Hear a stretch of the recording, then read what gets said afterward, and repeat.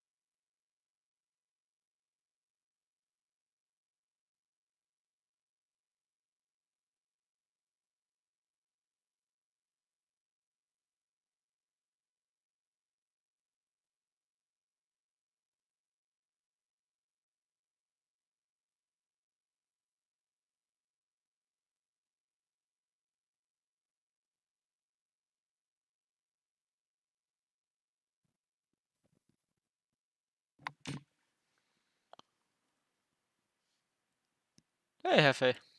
How's it going, man?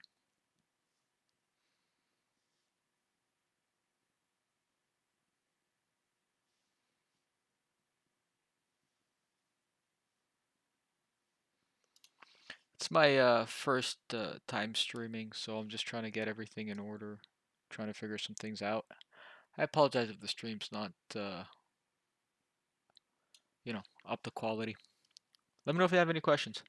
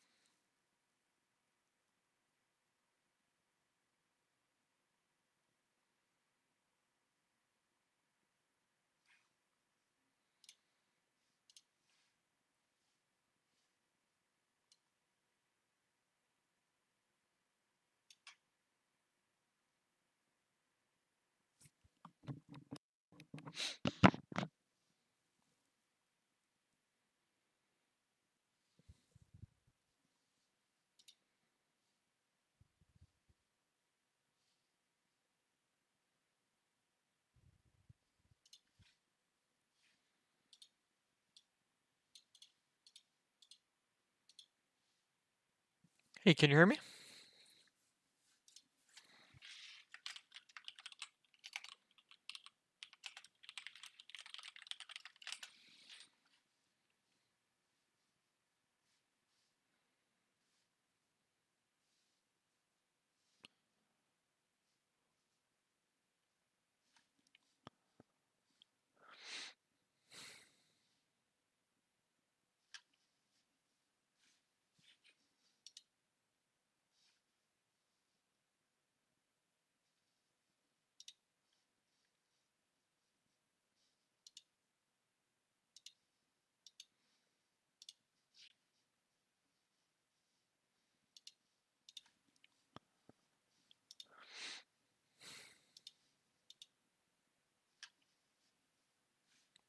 There you go. I think it might work now. Hey, Hefe, how's it going? Let me know if you have any questions.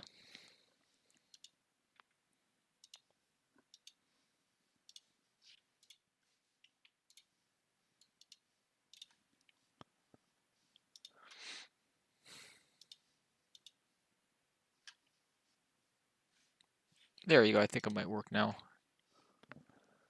Hey, Hefe, how's it going? Let me know if you have any questions.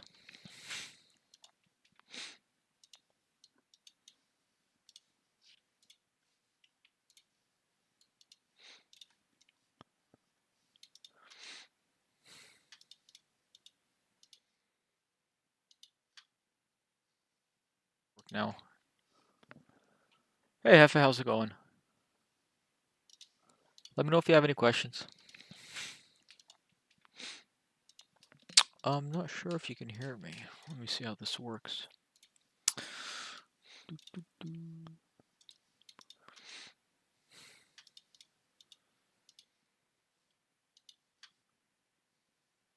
now.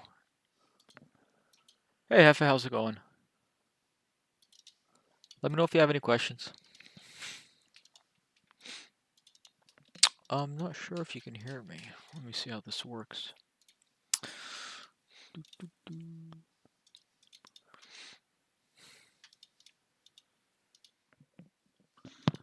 Testing 1, 2. Work now. Hey, Hefe, how's it going? Let me know if you have any questions. I'm not sure if you can hear me. Let me see how this works.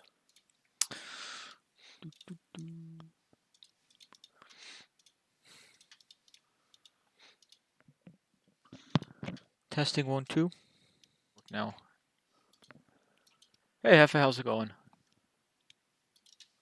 Let me know if you have any questions. Bit of a slow day today. I'm not sure if you can hear me. Let me see how this works. Not much going on. Not right now, at least. And it's normal. I mean, it's lunchtime.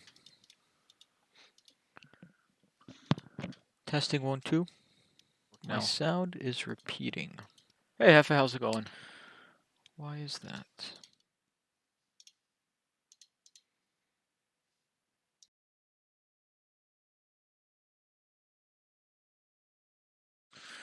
Not right now, at least.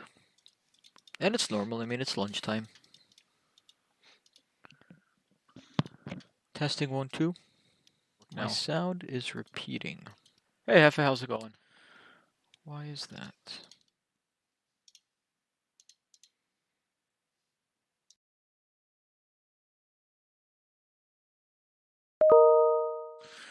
Not right now, at least. And it's normal. I mean, it's lunchtime. Testing 1, 2.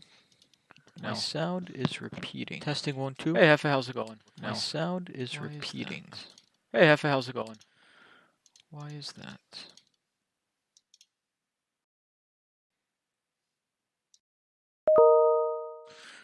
Not right now, at least. And it's normal. I mean, it's lunchtime. Not right now, at least. Testing 1, 2. And it's normal. I mean,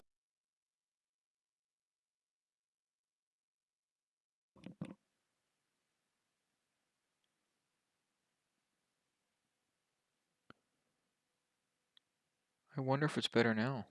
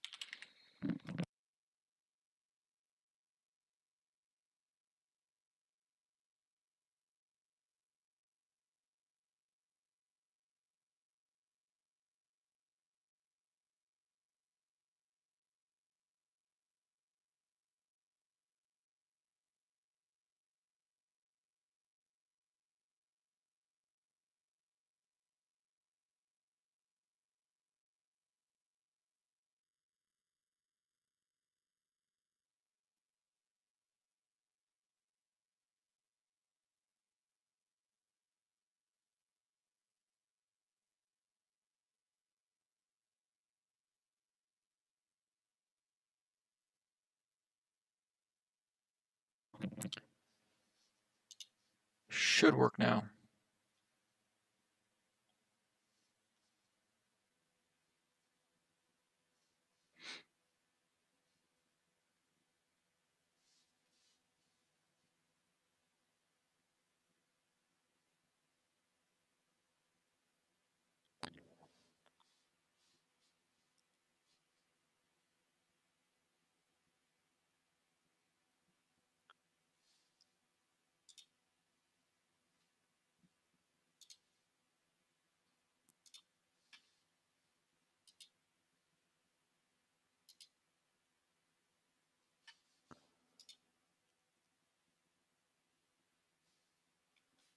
Did that fix it?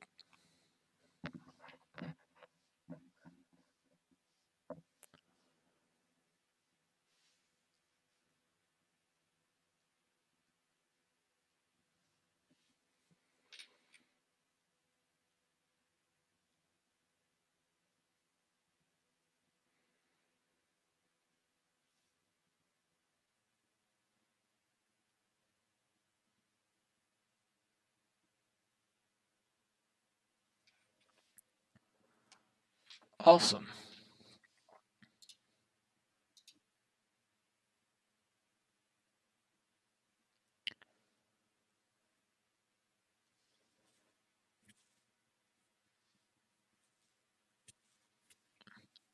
So I don't know if you saw that, but I took a very quick long from the initial balance high up to this point over here.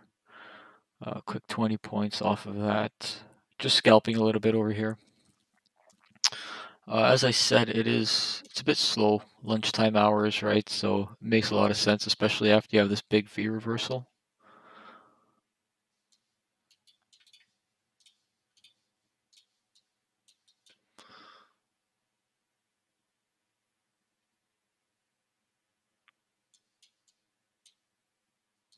So this is where we're at.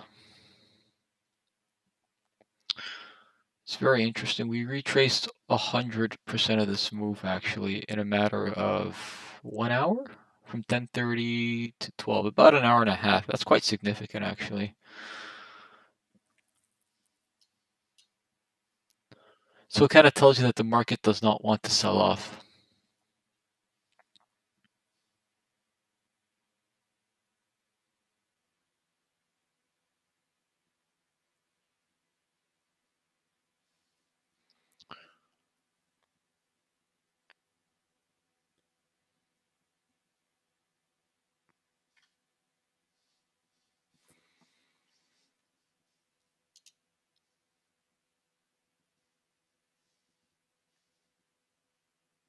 Hmm.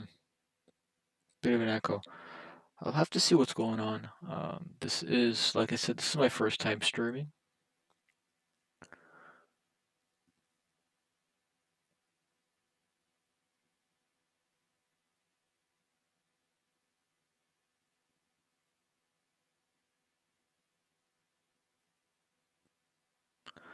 But thanks for the feedback.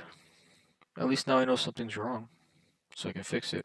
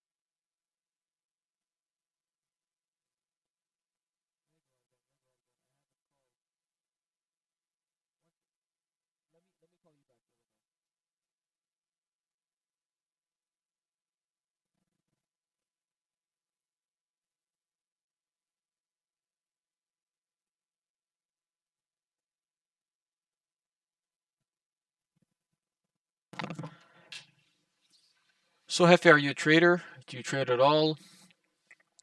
Tell me about yourself. What do you do, man?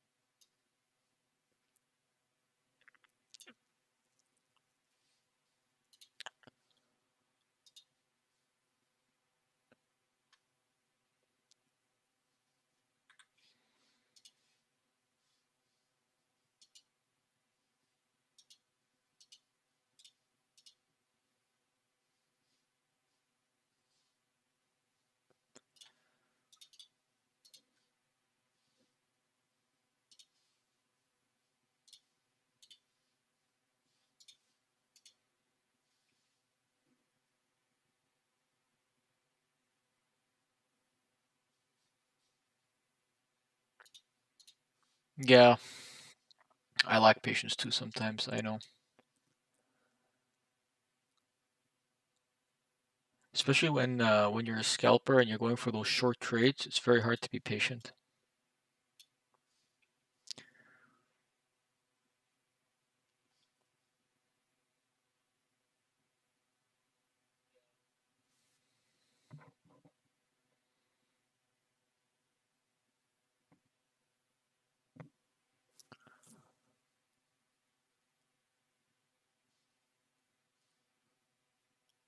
So we're automatically in the money on this trade. What I want to see is I don't want to see this curl back above 72. I don't want to see this continuation down.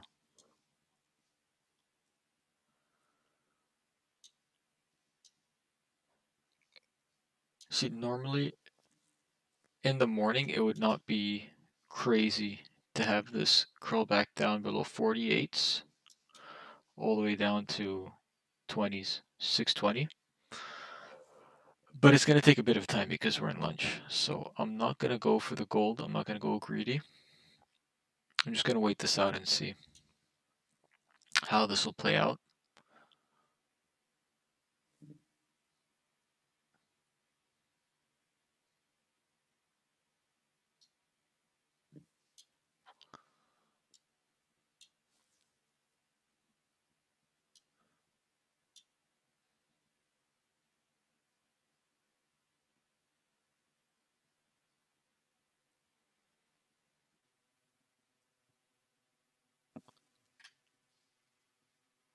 Also keep in mind we have this big volume node, right?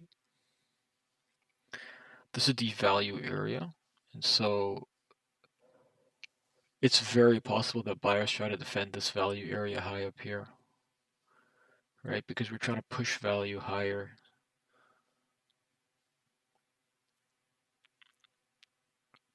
So that's what I'm playing at. I think monitoring this level here, 648, is important. If we break 648, I can totally see us going through all this volume, right? Because you have a lot of traders that are trapped.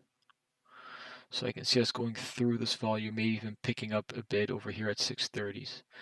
But it's difficult because it is lunchtime and the moves tend to be very, very slow during lunchtime.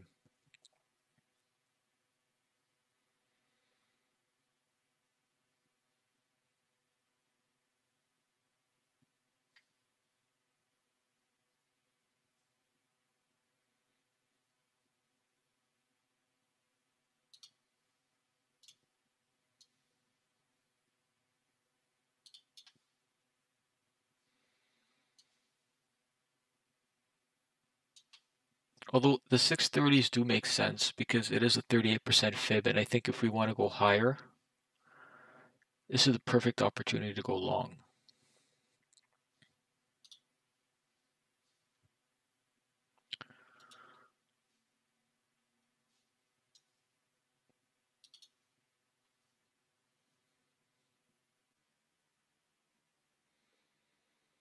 But we're waiting. Like I said, I don't want to see this go above 70. If we go above 70, then we have a very high chance of testing 80.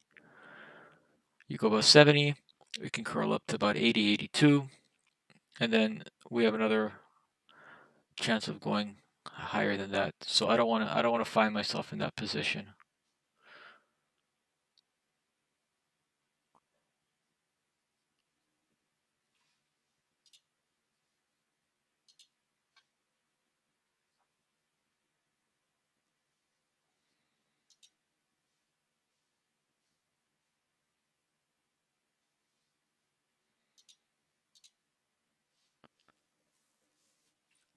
It's just a waiting game now.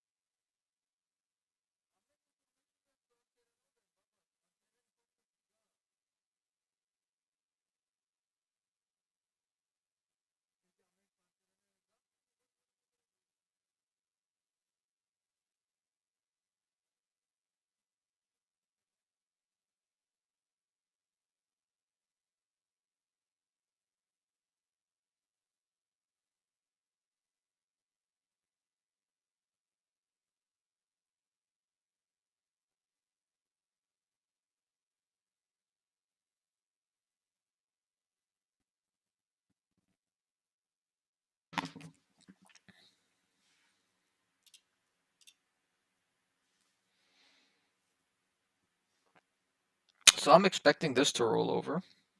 I don't want to be greedy. I'll put this over here. The thing is that I also fully expect a retest of the point of control at some point. But in a market that's just been going up since 10:30, it's very difficult to expect that happen right now. There is the possibility, but again, I don't want to be caught, missing profits, because we could technically bounce off of this area right now and retest 60. And that's the problem, especially with Nasdaq, because Nasdaq is such a whippy market.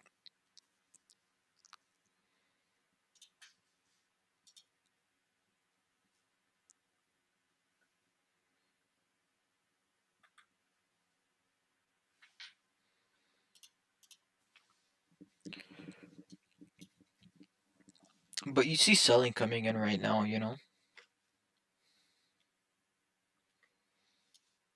There's this big imbalance over here at 620. Like I said, I fully expect us to retest 620, but you don't want to be greedy on these trades.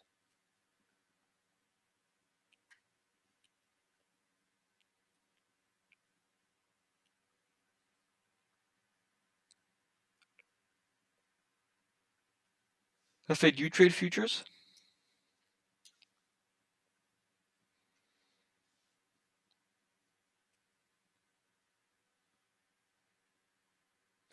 There's also this, right here, this volume, this zone right here where there's just very little volume. So two things can happen. We can either just shoot right down, or we can bounce right off of it. So possibilities are endless.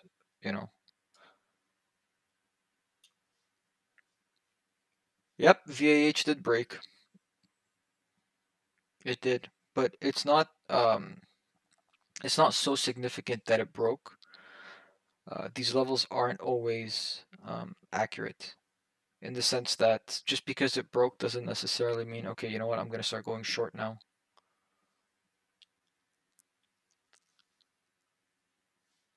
And only because of context, right? Because just look what happened. We sold off, say from 660 to 520. We sold off around 120 points. We hit the low. We literally hit the low of yesterday. I mean, if you think about it, let me try to make this bigger here. Right? We broke the low of yesterday and we picked right back up. Almost immediately we picked right back up. We barely tested this low again. So that to me tells me that we just want to push higher and we want to continue to push higher.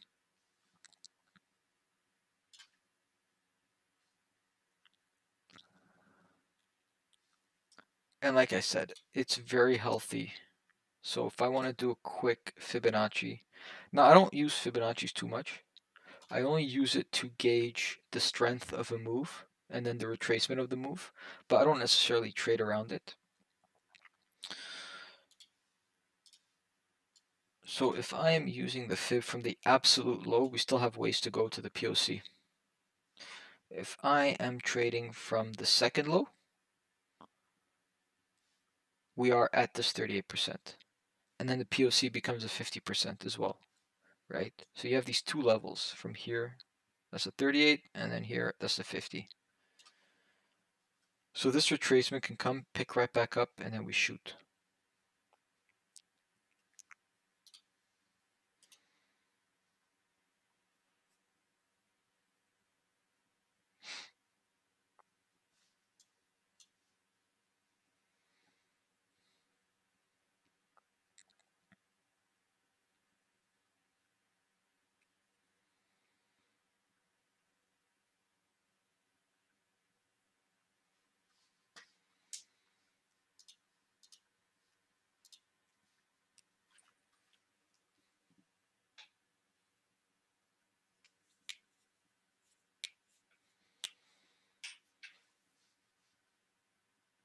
So this bit of consolidation right here, it's quite bearish. And it's lunchtime. I mean, it's very typical for equities to take a break during lunch. And then around 1, 1:30, sometimes even 2, it picks right back up. Not always, but generally.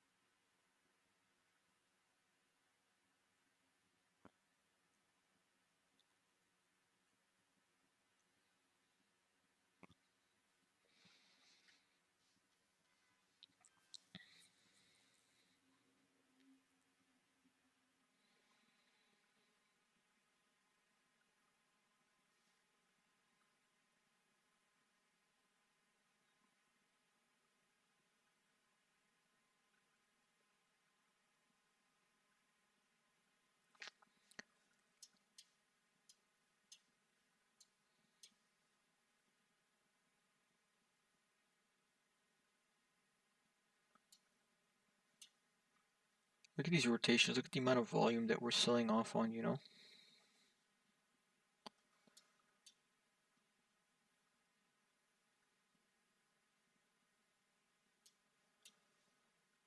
This rotation was strong. It was 10,000 volume, 10,000 contracts, negative delta, right? And then this rotation upwards, 4,000 volume, almost even delta, right? At 1% positive delta. So you can tell it's not that strong. And then not only that, but we came right back down and we broke that rotation. We came down with 9,000 contracts. So there's clearly some selling going on right here. So where is there the most liquidity right now? The point of control.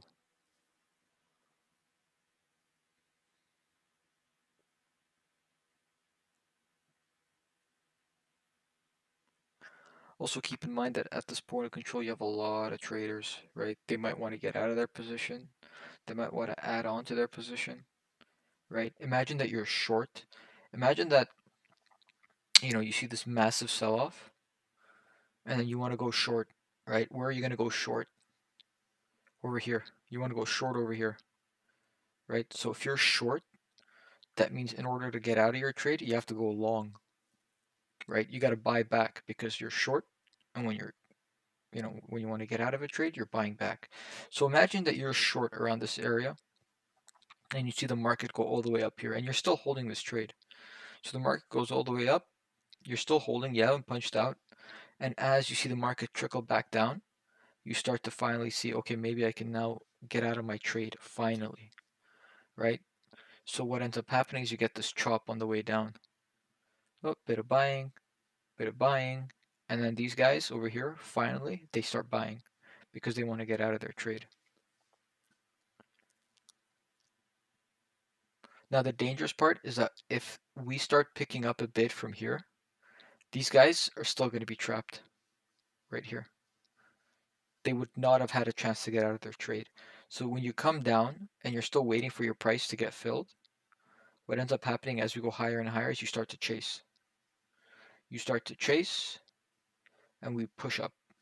We break this high again and it becomes very volatile.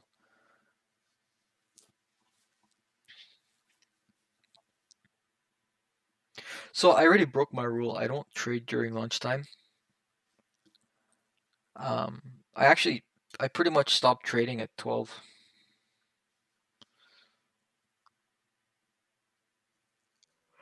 I'll trade the first hour, 2 hours of the day, and then I'll stop trading because I don't like this chop, this type of slow grind.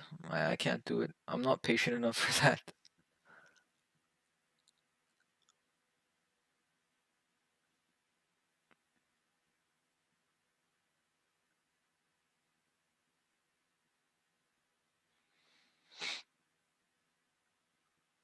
Yeah.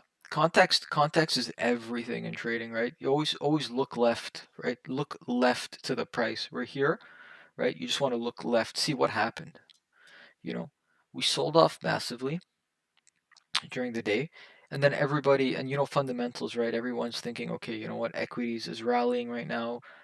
When's the perfect time to short? Oh my God, is this the short? Is this the short that we've all been waiting for? Right? Everyone's shorting this, everyone's shorting this, everyone's shorting this. And then this is when I knew that we were bullish. Right here. Not here, right here, sorry. This is when I knew we were bullish. Two things. We broke this downtrend, right? And we didn't even test this little consolidation zone. Ooh, where do I do this? Right here. We didn't even test this. You see, I can draw a rectangle right here at the top of this little box, top of this zone. We touched this low, and then we shot up. So you had a lot of sellers down here, right? Trapped sellers that just want to get out, right? And so I knew that this was bullish because they were panicking at this point. So you have a lot of people taking profit, right? When you're short, you're going long, right? Because you're short, you have to buy back. So we come off. Everybody that's down here, even people that are here, okay, even people that are here, that are short here, they're getting out at scratch, because they saw the market come down, they saw it come right back up, and they saw it come back up pretty quickly, actually, right? Comes back up quickly. The second they get a chance to scratch their trade or take a little bit of profit on their trade, this is what happens. And then eventually these guys ended up punching out. These guys punched out. And then it's funny because you see this little right here, actually. Let me show you this. Make this bigger. Where this old point of control was, right? This is a developing POC, right? So you can see that there was a POC over here. The new POC came down here, and then there was a POC back up here, right? It's just a developing POC to show you where it moved down. It was here, went down, right back up here. So anyway, the point of all this is to say that there was still a heavy amount of volume up here, and you can see as the market goes up, we kind of bounced off this point of control from 20s, right? So around like a 20-point bounce off, and a lot of this is sellers coming in because they want to short the market again, right? And also buyers, right? Because if you're buying throughout all this, you have to get out at some point. So you get this, but the thing is that there was barely any consolidation. It was quick. This is a 3-minute chart. This was quick. Sell off and then go all the way back up.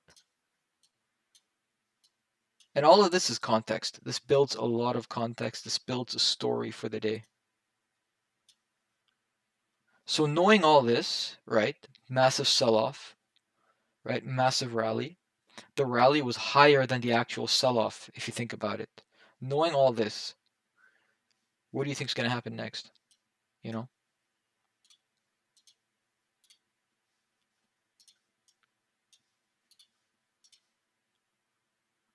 And I could be wrong. That's the thing. Like, I could be wrong.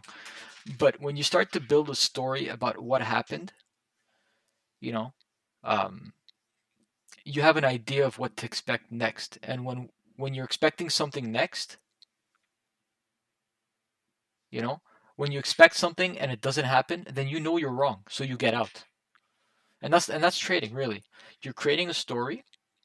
You're creating expectations based on the story. And if you're wrong, or if the story goes sideways, or what you expect is not happening, then you get out of your trade, and that's how you manage your risk.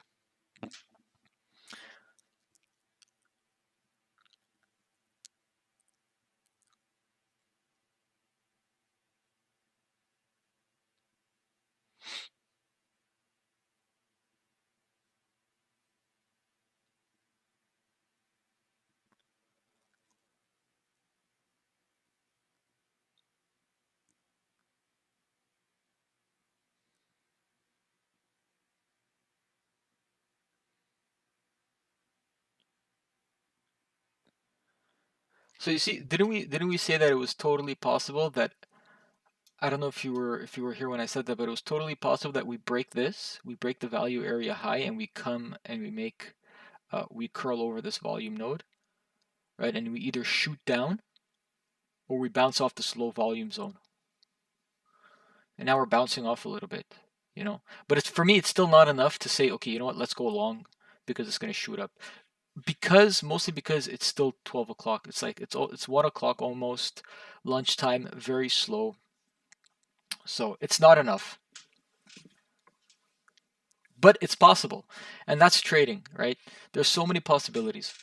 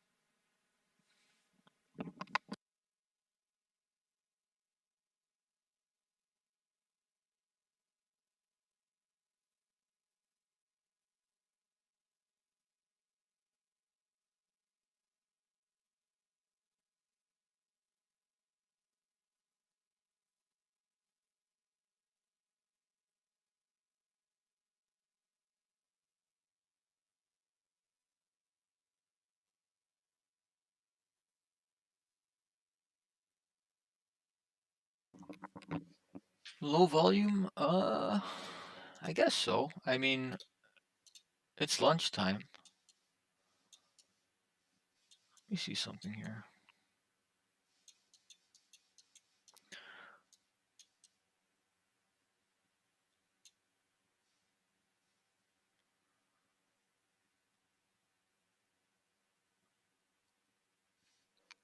Let me try something just to kind of see if that's true. Daily, let me see, can I do a daily volume?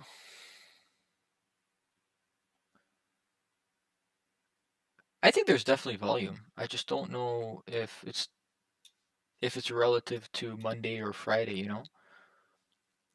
No, where's the volume here?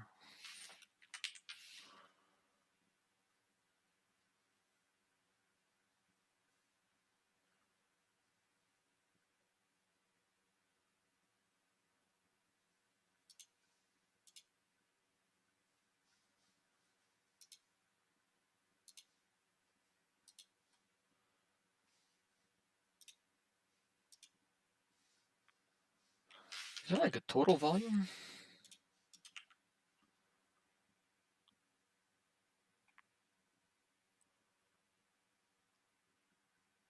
There has to be. Let me check this.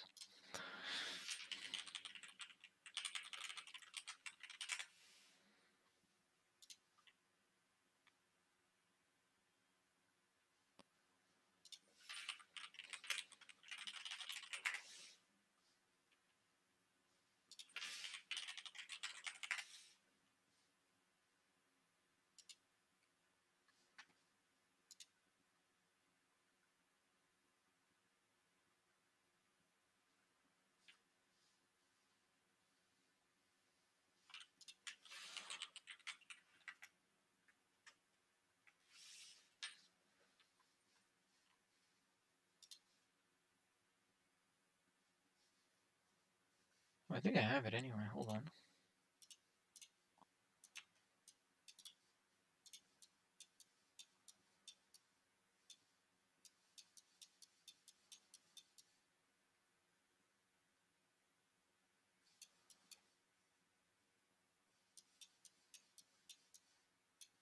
So what I'm looking at over here, I'm looking at this DV at the top. That's daily volume. And I want to know that if I go back in time, would this DV change? And it doesn't.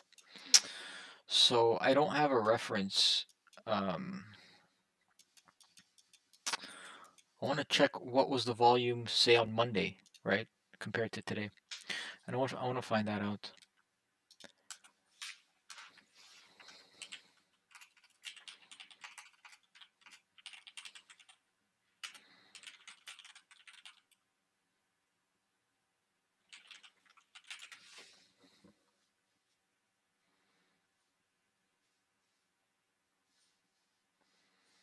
Oh, but I do have a...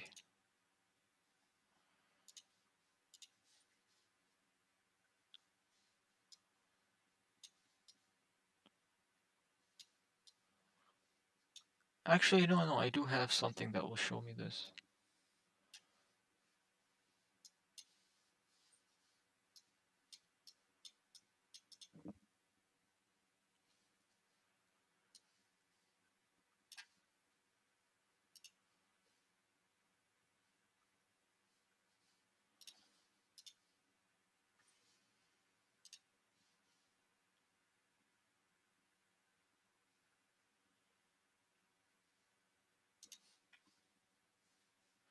Yeah, this is the CR chart platform.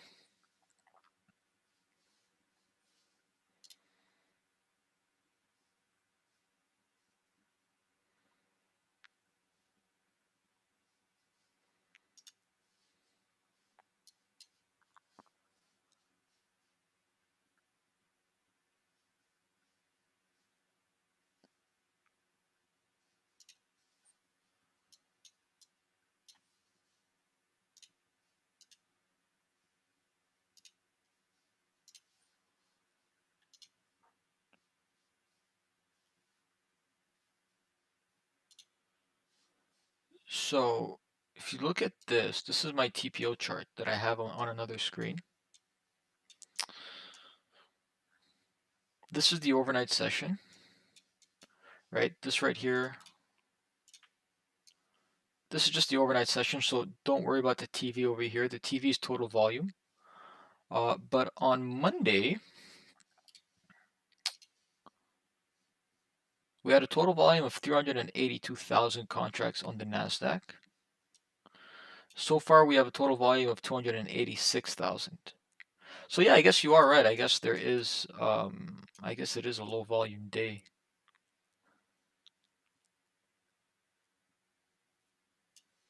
You know, we had Friday, we had 420,000 contracts, almost 500,000 contracts on Thursday. Relatively low volume unless something picks up. So yeah, I guess you are right.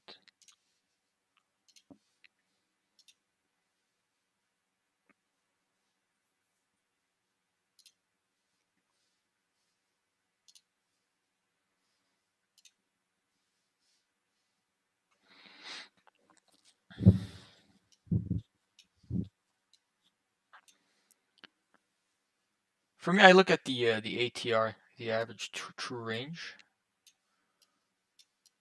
right? And I know that, you know, you see like an ATR of 22 throughout the day, 24, 22. Now we're down to an ATR of 10. So, you know, it's not that volatile. Big movements though, but it's not volatile as Nasdaq typically is. I remember, you know, a month or 2 months ago, this ATR would be 30 to 40. Crazy, almost double this, almost double the volatility, double the movement in size, you know.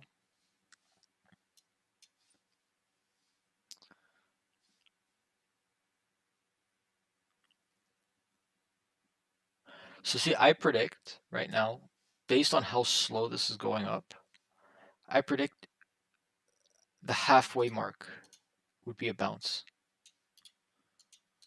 Let's see, rectangle, create a rectangle. If I create a rectangle from here, I predict this is the bounce, 672. If we curl above 672, 673, then we're going to test 84. But if I wanted to, I could take a short at 73, and it wouldn't be a bad short. It wouldn't be a bad short. But now here's the other side, right? Let's see if this makes sense. If I create a Fibonacci from here to here, you see, if I'm creating a Fibonacci from this top to this low, we've already retraced more than 50, we've already retraced more than 60%. Up here to 72 would be around almost 70% of a retracement. So is it a good short? I don't know. You could take it. You could still take that short.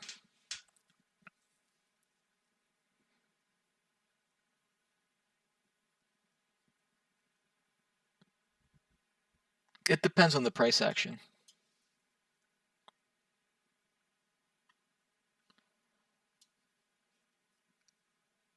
Depends on the price action. Let me see. Let me go back here. Let me see how much volume did we build up here.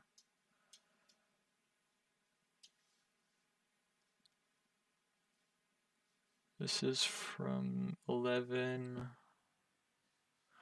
say 11 to 12:30. So from 11, what is this, 11? No, it's 11:50. 11:50 to 12:30, we built this much volume. There's not much volume, you know? Yeah, there is, but it's not significant. And the reason I ask myself this is because how many trap traders are here, right? Are the people who went long in this zone, is it enough for them when they want to get out of their trade, right? These guys who went long over here, they're definitely late to the party, right? So because they're late to the party, a lot of them must have already tapped out, but some of them are still holding their positions. Now, is the amount of traders that are trapped, is it enough to create this sell-off from here? And that's the question. I don't know. I don't think so, but it's possible. You see, we're curling. Look at that. We just literally tapped it. We barely tapped it. My rectangle's not even that perfect. 71, you know, if you're a scalper, you could have taken the 10 points off here. Sorry, no, what am I saying? Around like 7 points.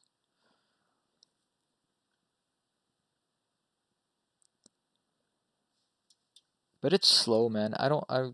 It's very slow.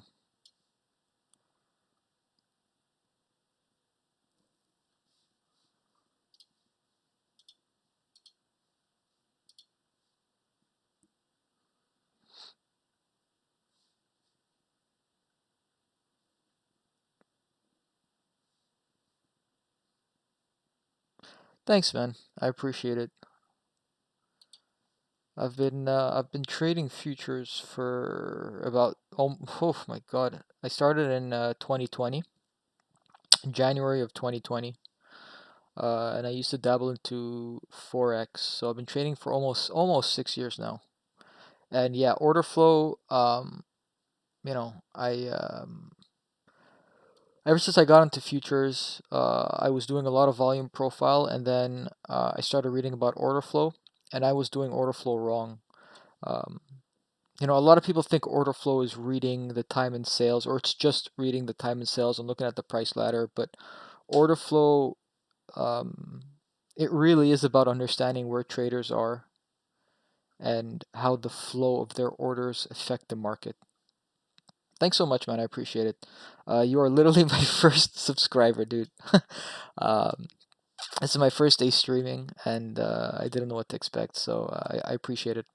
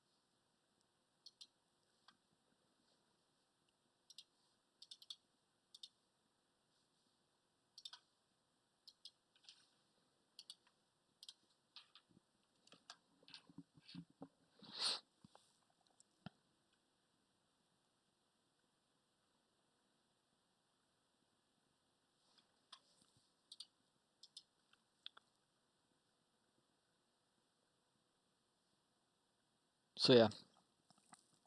think if we break the 71, and depending on the orders that come in, we can easily see a retest of 84. But I don't think it's enough to break 84s today, or not right now at least. It's very slow.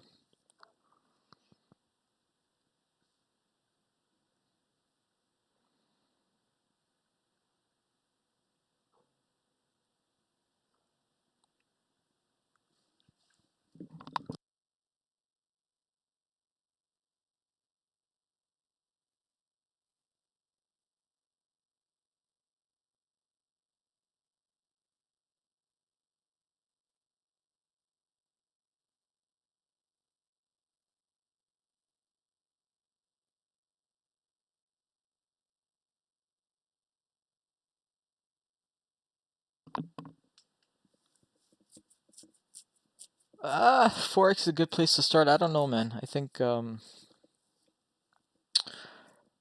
a lot of BS that goes around in Forex. I like Forex because there's a very low cost of entry.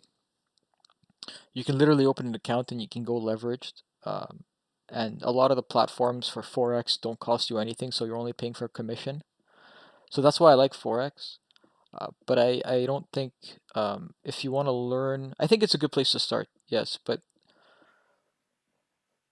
you can create a lot of bad habits at Forex because you don't necessarily understand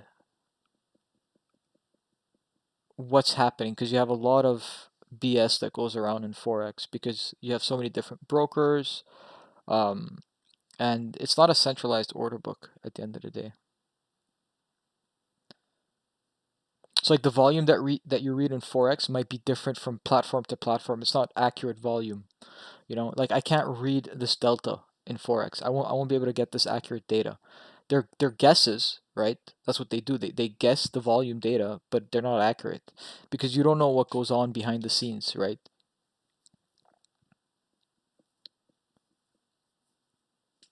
Whereas futures, I love futures, even though it's costly. You have to pay per month, and sometimes it can run you about $100 to $200 a month for some platforms and some data feeds. But at the end of the day, the data that you're getting is exact, right? So like if I'm clicking a buy over here, like if you're looking at your price ladder wherever you are in the world, and I have two contracts, you're gonna see my two contracts pop up. Like and there's no other order book. This is it. It's a centralized order book running through this, the CME. So yeah, it's costly, and I think it turns off so many people because, especially so many new people, because when you're trading, you don't want to pay per month. Um, but well, it is what it is.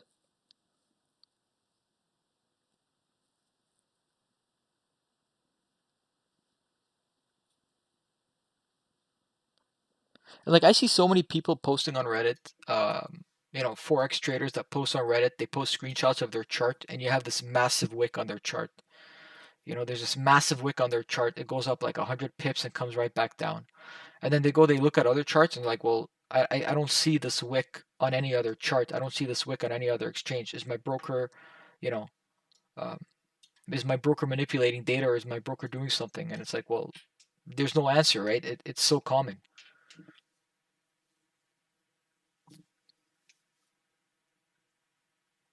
Yeah, yeah, you're absolutely right. Futures is very costly for new traders.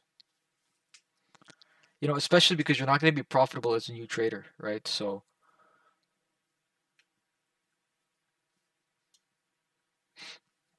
that's why you have certain platforms for futures that are free. I know Tradeovate is free. You just got to pay for the data. So at the end of the day, you're paying maybe 10, $20 a month, and that's fine. I think that's pretty good, especially with micro contracts. The barrier for entry in futures is becoming lower and lower.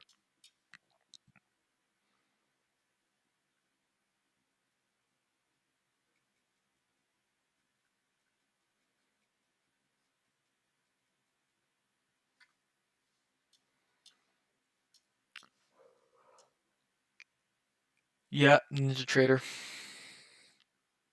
So it's funny because I'm doing a Lilu prop firm trading right now. These are my Lilu accounts, and They were giving NinjaTrader for free, but because I've been on Sierra Chart for so long, I just decided to stick with Sierra Chart. And I'm paying for this too. Like I have to pay extra for the Sierra Chart data feed and everything.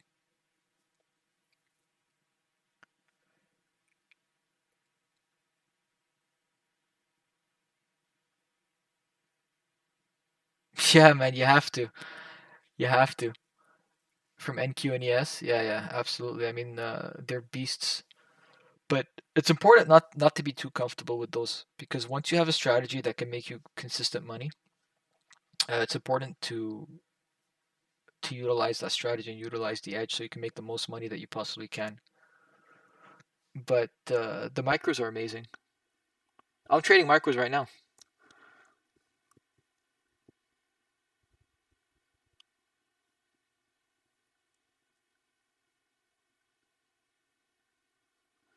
Yeah, yeah. I started where you were at, man. Bunch of different indicators, bunch of different courses.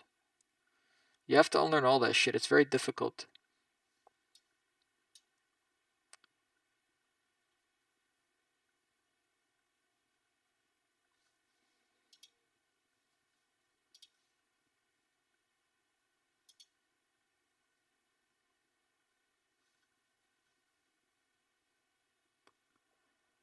Okay, so we got rejected off here.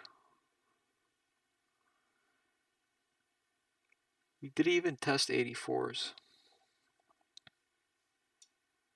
And I noticed this a lot in NQ.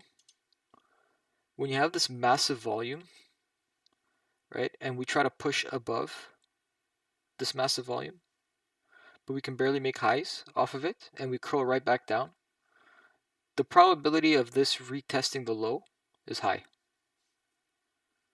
Because you have all these traders trapped, and this amount of volume was not able to push it. So you see how it just curls like this? You have 420, then 350, then 200. It's less and less volume as you're going up. So it's a higher probability of it to come, curl back down, retest this, and then from there you don't know where it's going to go.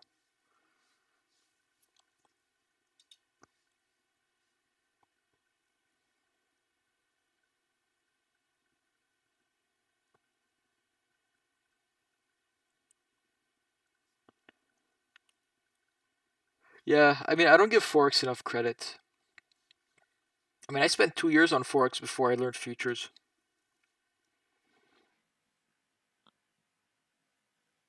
But you need to know going into Forex the type of data that you're getting, and most people, including myself, I did not know what I was getting myself into.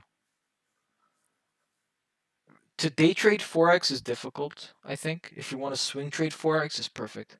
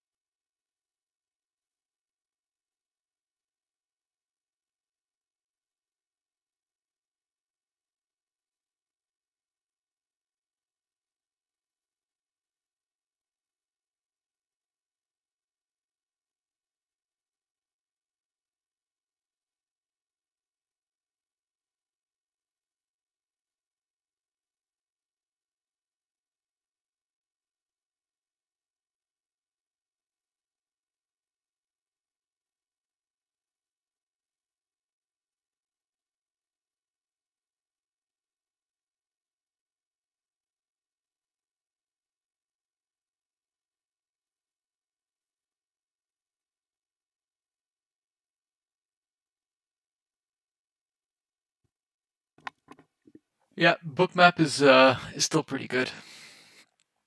That heat map, you kind of you have that on you have that on Sierra actually.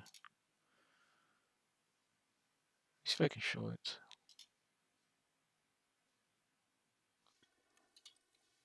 I don't have the settings for it though, but let me see if I have a chart book for it. I'm sure I do.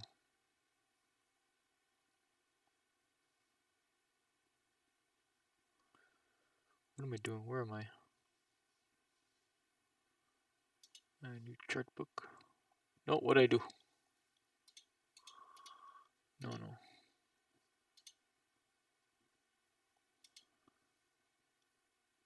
Oh, I see. Open chart book.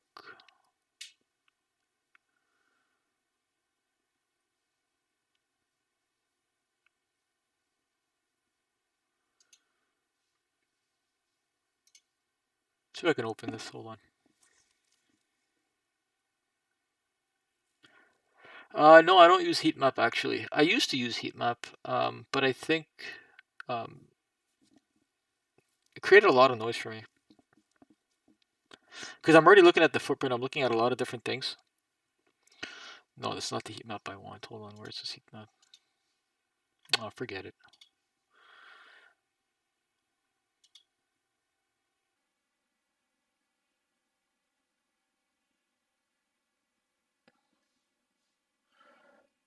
No, you see? Fucking 10-second charts. I just opened a 10 and 30-second heat map chart, so it's lagging up my computer. I just want to close this.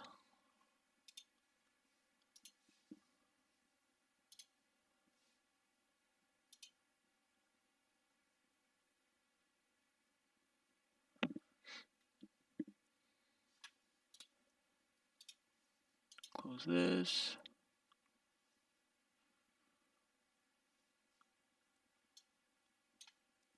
Supply bounce as into the short side? Oh no, to the upside. Supply is for upside, right? No, wait.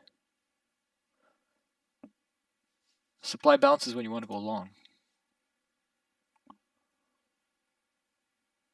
No, it's when you want to go short. Sorry, it's when you want to go short, right?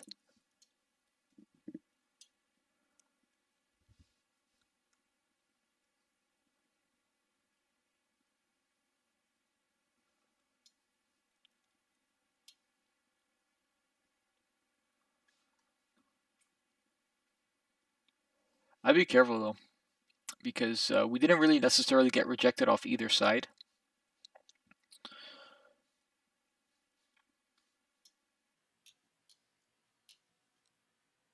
Yeah, okay, so you want the drop to happen. I see. Well, you know where you're wrong, at least with that drop, right? So if you're going short, you know you're wrong above 82. So, you know, you have a pretty good risk to reward. Because if this starts dropping below here 660, you know, you got a lot of people that are scared at this point.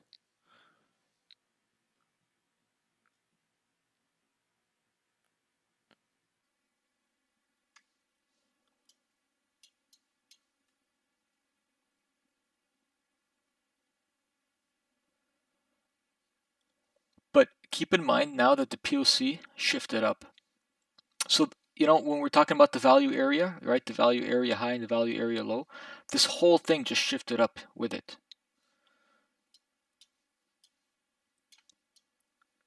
So if you're going to take a short trade right now, like a short side trade, it's fine. Just know your risk and know where you're wrong. Remember when we talked about expectation?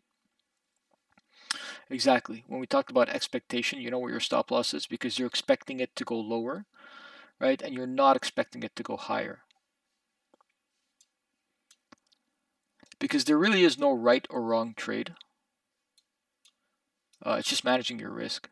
You know, like I could be long here, you could be short. You can make money going down, you know, but if my stop loss is down here and we break higher, then really who's right, who's wrong? Nobody, right? As long as we respected our rules.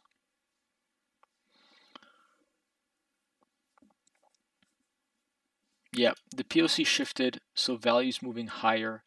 And also remember we talked about this whole sell-off and then the retracement. we sold off massively and then we retraced fully. Now, how often do you see one of those sell-offs, rallies, and then another sell-off again? Like the full retracement. Not that often. And also look at if I want to draw a fib from here to here, that's a 38% fib, So if we're going from here to here, that's 38%. We picked up. This type of lull, this type of sell-off happened in the afternoon during lunchtime. So it's very, very common, very, very typical.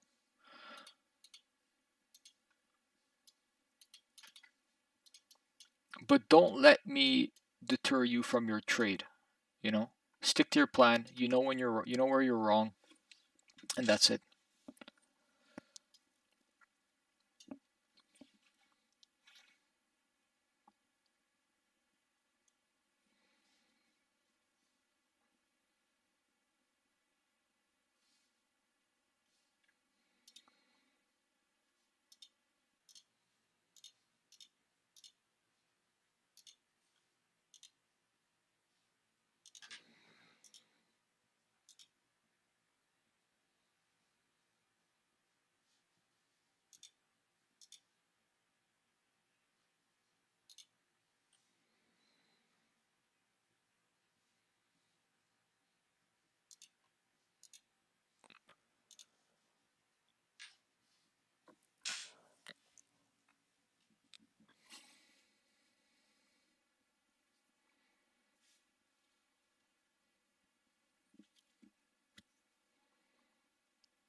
I'll be right back.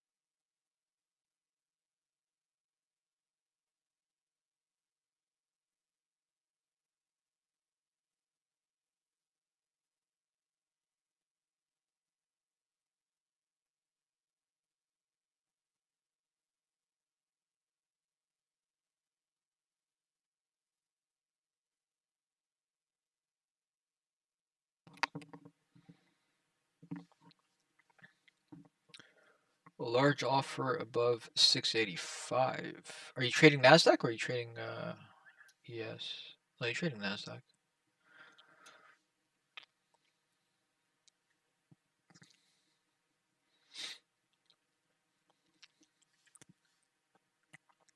Did I miss that offer to get taken?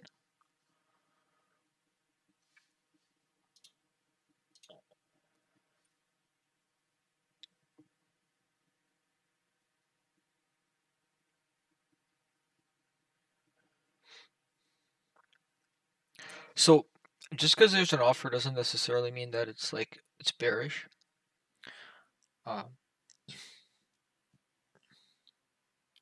Because the market tends to look for liquidity.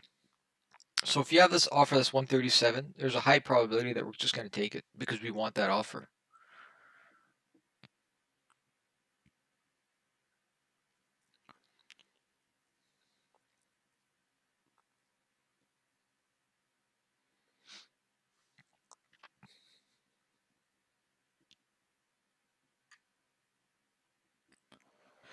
I missed the long. I should have went long around 70.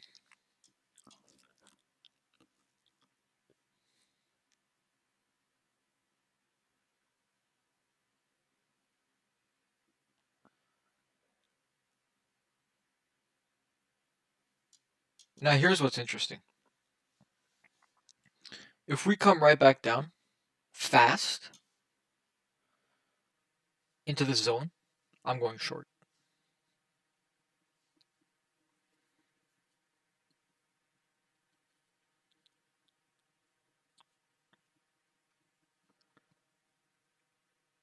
Yeah, but liquidity at that point also could mean that it's just easier for trap traders to get out. Because you also need to like tell yourself, why are we going through this liquidity? Why are we taking all this liquidity? Because we want it.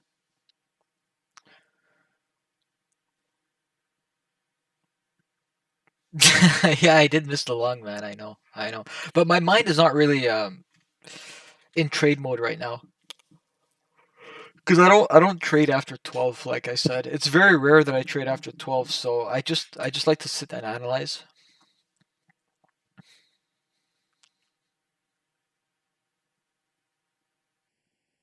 But yeah, no, I definitely missed that long.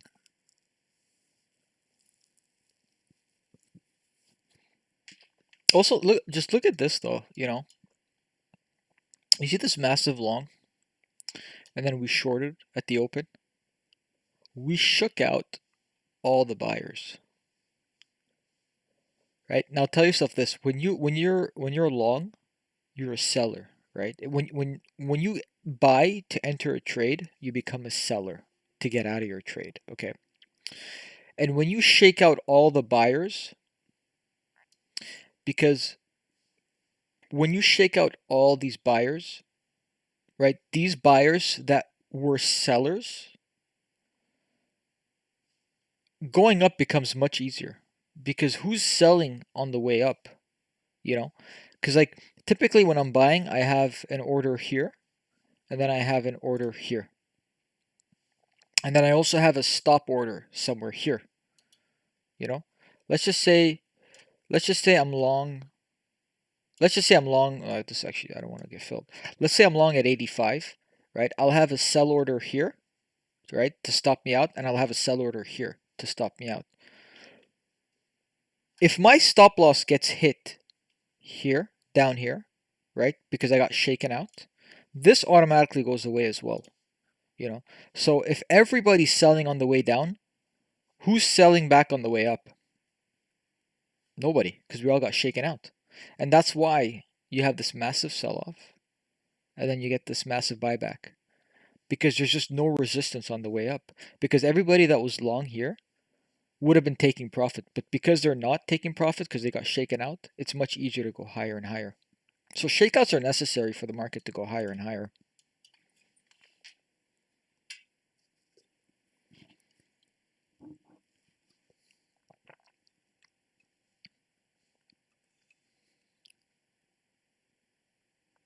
Exactly, nobody. Nobody on the way up.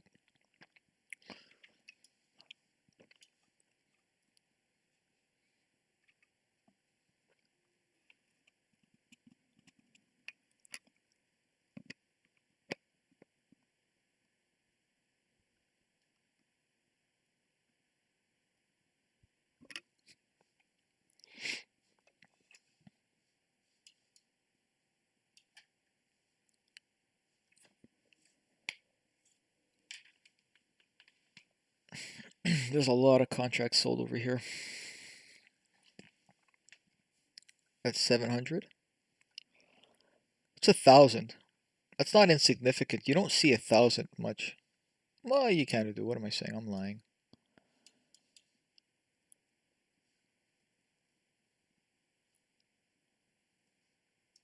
But if you're scalping, like these are the types of structures that I like when you're as a scalper, because you can technically go long and then put a stop loss somewhere around here, you know, right? You see this little volume node, because like volume profile on a footprint is similar. I mean, it's the same concepts that apply. You know, when you have this P shape, you know, or you have a B shape, you know, like I don't know if you learned volume profile and market structure. But it's the same. I mean, it's pretty much the same on a candlestick, but on a much shorter time frame. So when you have a P-shaped profile, you can go long in that P shape. You can put a stop below the P, you know, for continuation higher, or you put your stop below the P because you know you're wrong.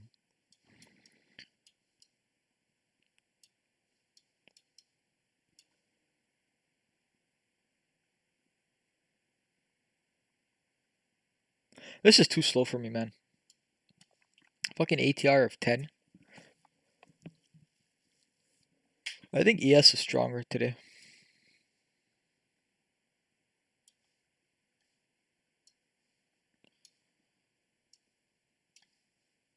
ES is definitely stronger today.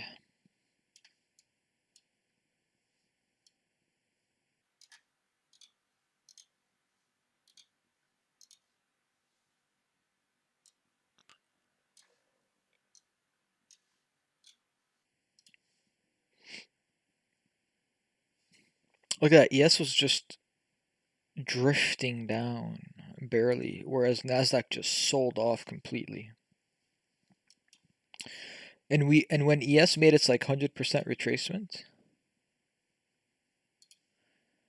it made 100% retracement at 11, 12, let's just say 11 o'clock. Nasdaq at 11:12 was here, down here. So it was tricky today, man.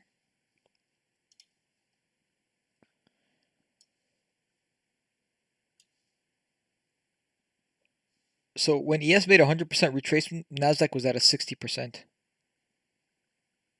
That's crazy, man. You know, like it's like there's two scenarios that can happen.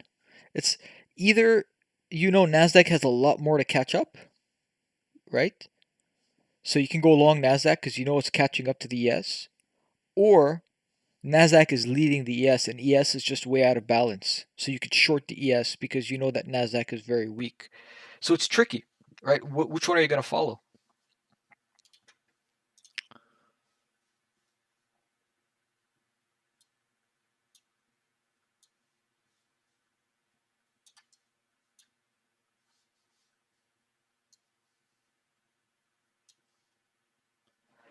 Yeah, ES has been squeezing up and up, man. Like why? Like it's hard. It's very hard to want to go short. You know, when you're looking at ES. When you're looking at equities in general right now, it's hard to go short when you have this massive chop. Fine, you can go short here. You have good ideas to go short. But like I said, this structure is where you'd want to go long. This little structure right here.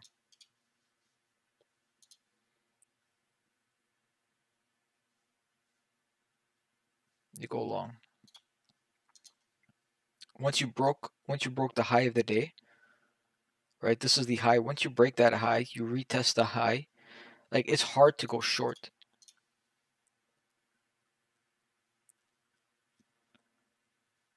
Yeah. Plus fundamentals as well. I mean, CPI came in a lot. CPI came in quite positive if you think about it.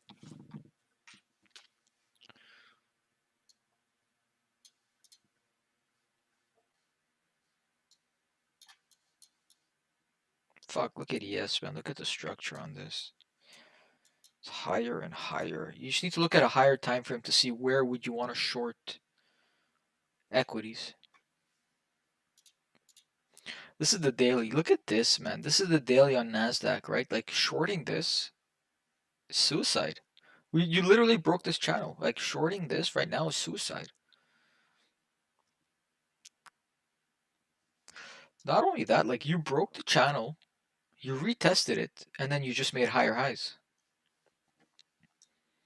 But this could be a big, big trap though. It could be a big trap. Because we're still, technically speaking, we still have more rate hikes.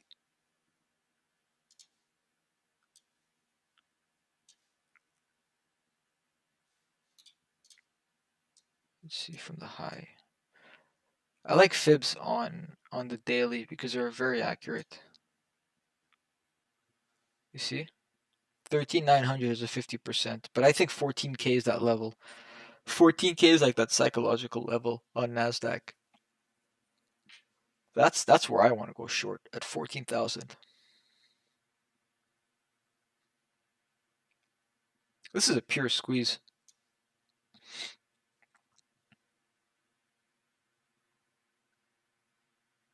Yeah, man, you got the right idea. A lot of people keep shorting and it just squeezes up. You got a lot of trapped traders.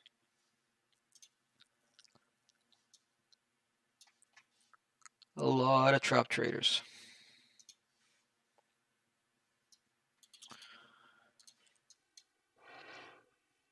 This structure right here, man.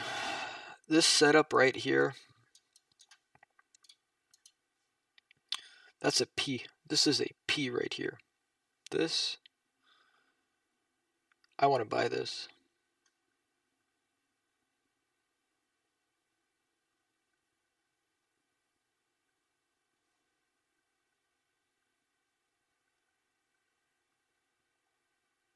Oh, really?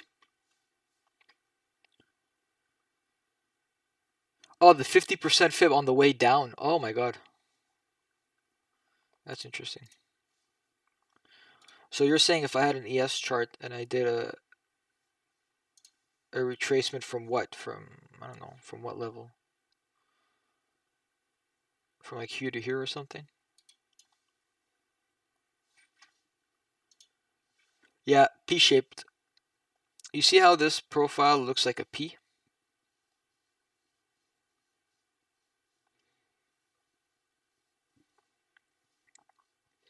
You have a lot of volume up top here. And it's not, you can't ignore this volume up top. So two things, either somebody's absorbing all these contracts, you know, or somebody's just buying continuously so that we shoot up.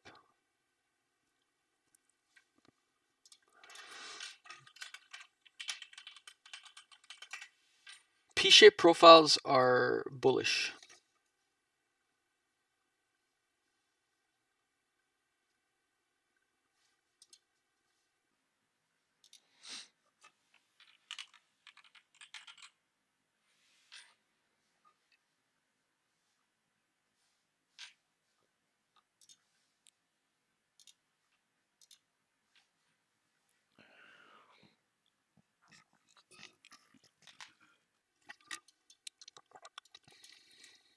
They're bullish because you're building volume at highs.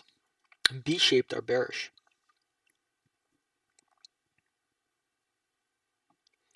But when P-shaped profiles break, when they don't work, then you get an aggressive move down because you have all these traders trapped and it just goes down aggressively.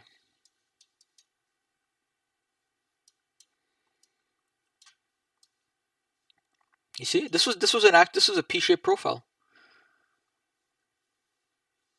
Kind of. Yeah, they're not perfect, but this was a P-shaped profile.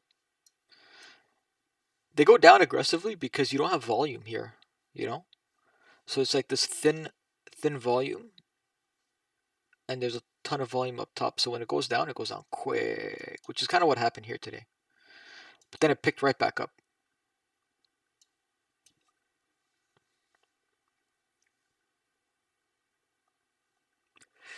So yeah, 50% fib from top to bottom. I mean, man, dude, stocks only go up.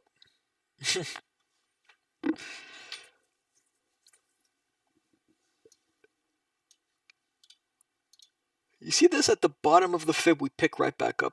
We could break this. Technically, we can break this on the way down. Like, I'm not, you know, I'm not saying this is a 100% trade, but the probability of this trade going higher, especially after this massive move up, it's a good trade.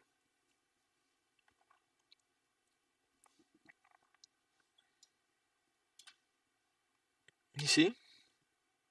This would have been like your line in the sand, kind of, right? On a slow day like today, this would be like a line in the sand. You know, you're accurate with your entries and exits. On a very like fast day with a high ATR, um, you know, I would say maybe your line in the sand would be a few points below it, around like here maybe or something.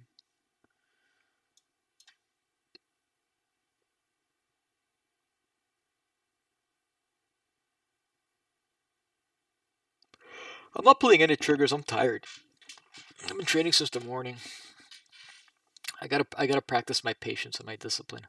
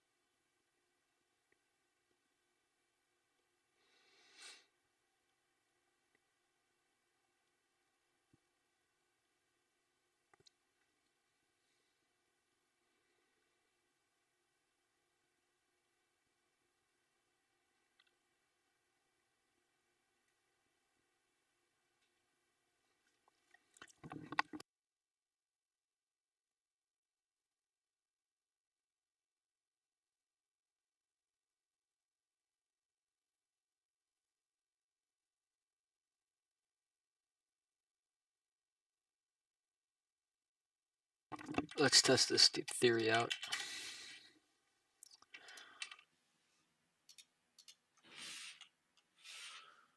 What is it? EM? Hold on. I get confused. ESU.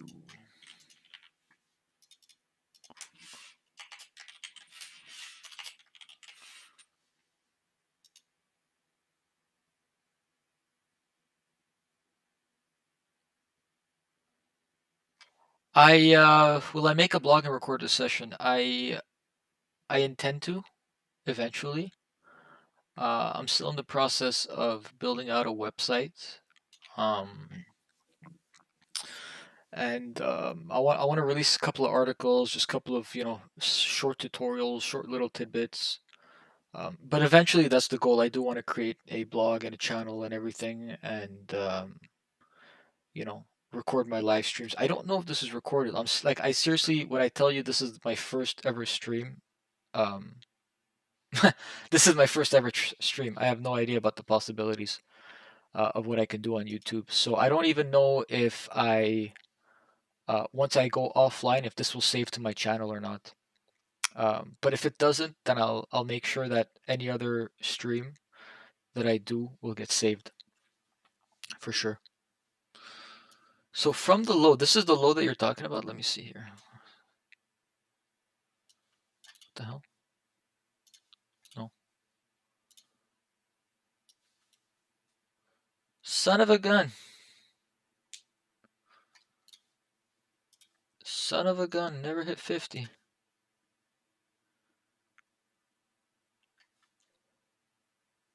This is huge. This is a huge level, dude. This is a huge level because everybody is going to look at this level.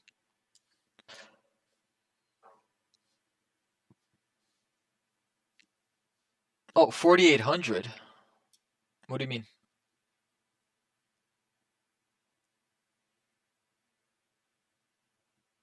Oh, you mean from top to bottom, you're saying. Oh, I see. Wait, hold on.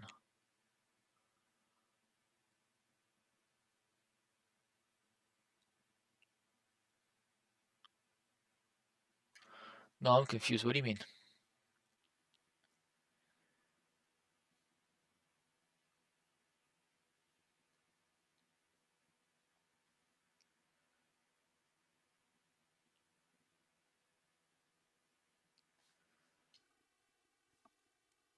$4,800 price retracement.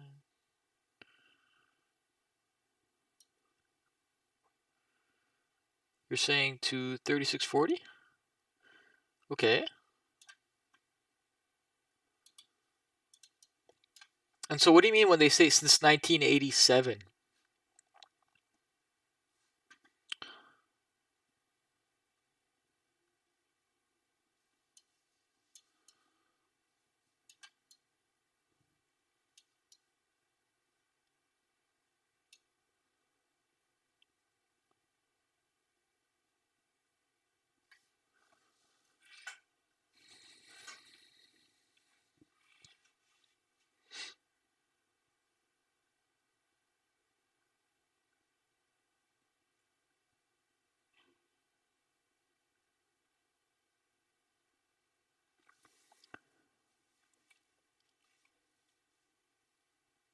You're saying this 50% fib right here, the 4200?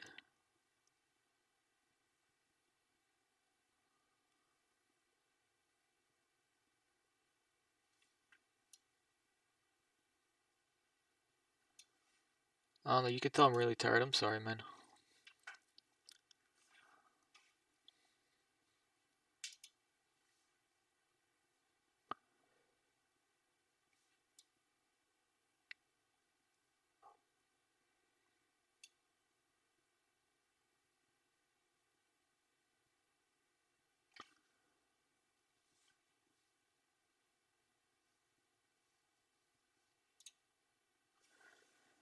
We're in a bear market. They said top 4800 to 3640, 50% retrace. They said since the year 1987 it would make another new low past 3640 before breaking up again.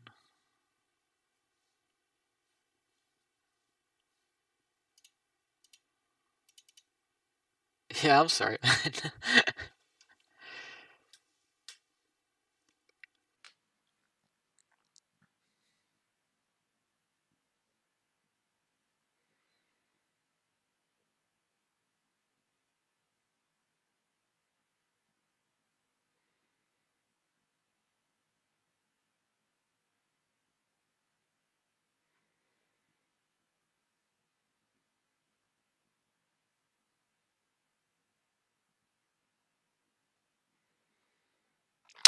Oh, okay. I see what you're saying now. Okay, I understand. So technically this level, this 50% should never have broken.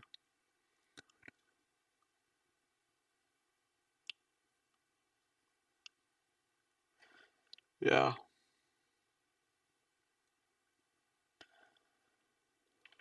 I mean, crazy times though.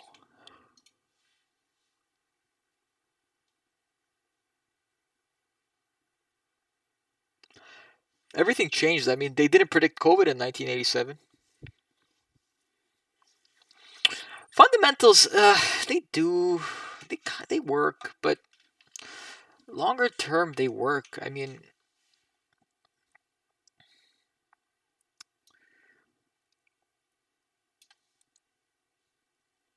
like I'll tell you why fundamentals work, because you need to know when they work. Like this low here, this COVID low. Wait, was this COVID low? Yeah. This COVID low, this is when they announced that they were going to print unlimited amounts of money. When they announced that they were going to print unlimited amounts of money, you're telling me fundamentals don't work? Unlimited amounts of money, just go long. Go fucking long. From 6,600 all the way up to 12. Fucking, that's what? That's 6,000 points, man, in the span of March to September in like 5-6 months.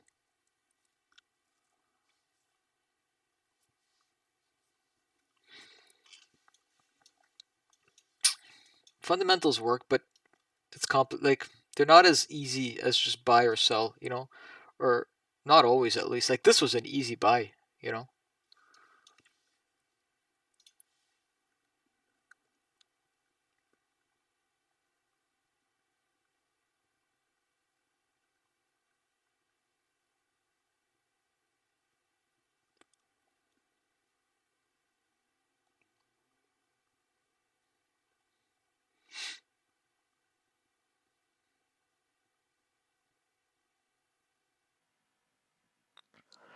So did you get stopped out?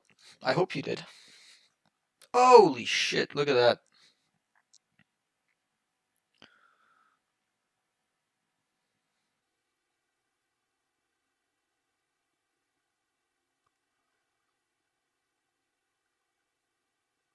Well, I mean, I don't hope you got stopped out. Like, I hope you made money, but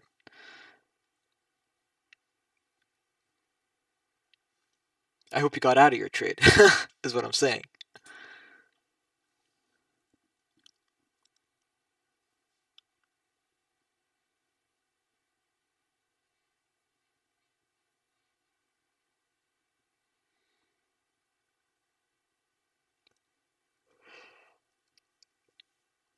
Oh, okay, that's good. Commission's fine.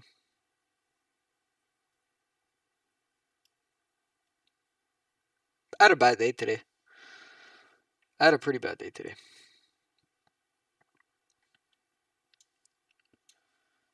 Let me see, how was my day? My day ended up pretty good. Can I even show this? No, you won't see my screen. I don't know how to do this. Let me see if I can show you my PNL.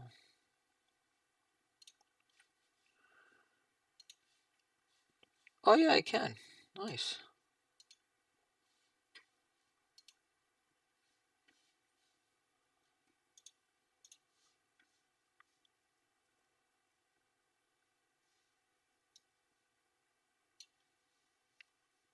Ooh.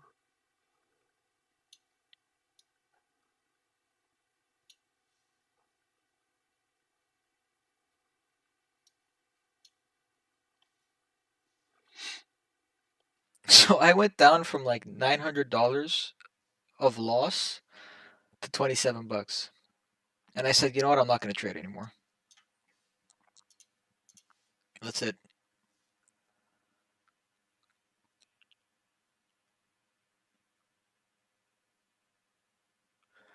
Yeah, liquidity grabs. I mean, look, dude, I made that mistake so many times. I kept thinking, oh my God, there's so much liquidity up there. We're going to go down. But, at some point I started asking myself, if we keep going up, despite all this liquidity, what does it tell you about the market? Is that there's just not enough liquidity at these levels and that it's just eating up everything.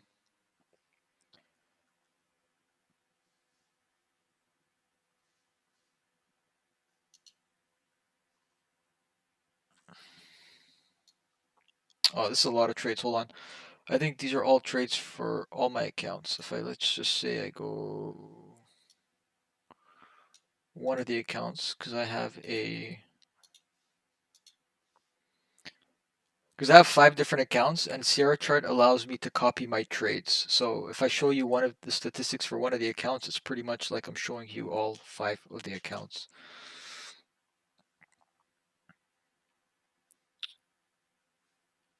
No, today was a bad day. I misread the market in the morning, and then I went long when I told you it wasn't. Like I went when I saw this structure, that's when I went long, and I went long with size, and I ended up making everything back on that one trade.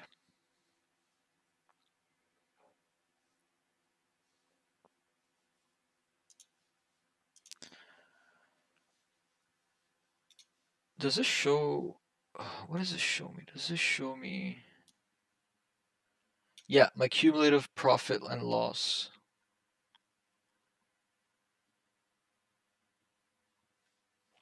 So I started up with 22 bucks. I think it was 44 bucks. And then the highest loss that I had today, my PNL at its peak was at around 900 bucks. Yeah, it was around 900 bucks. That was my loss, and then I just ended up making it all back through small wins and big wins. And so I said, once I broke even, I wasn't even planning on breaking even, but once I broke even, I said, you know what, I'm done for the day, especially because I don't like trading in this chop. Yeah, I see what you're saying. That's when I was biased long and POC shifted to, I stopped trading then. I hope you made money though.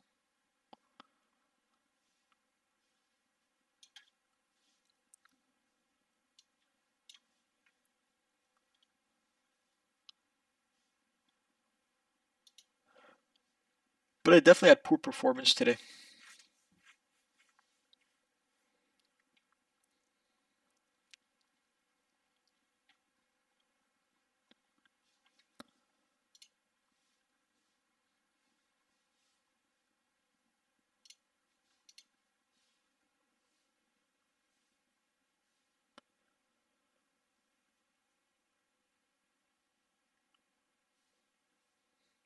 So see, that's the thing, like you don't want to be greedy, but you also don't want to get out of your trade too early. Especially because, you feel that it has more room to go.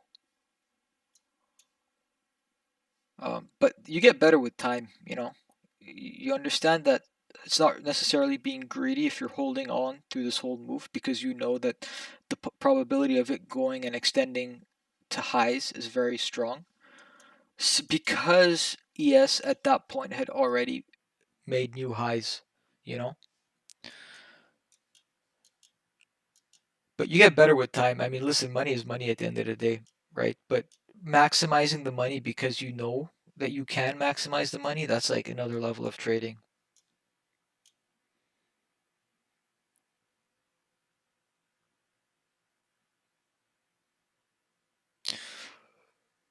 Yeah, I know what you mean, man, dude. I had the exact same bad habits. Sometimes I still do that.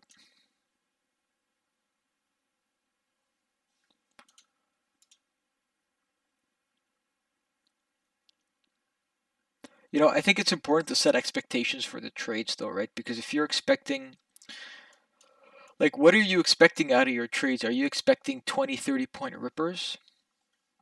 If you're expecting 20, 30 points and then you go offside by 10, 20 points, um, that's normal, right? But if you're expecting 10, 20 points and you go offside by 40, 50 points, then it's like something's a little bit off there.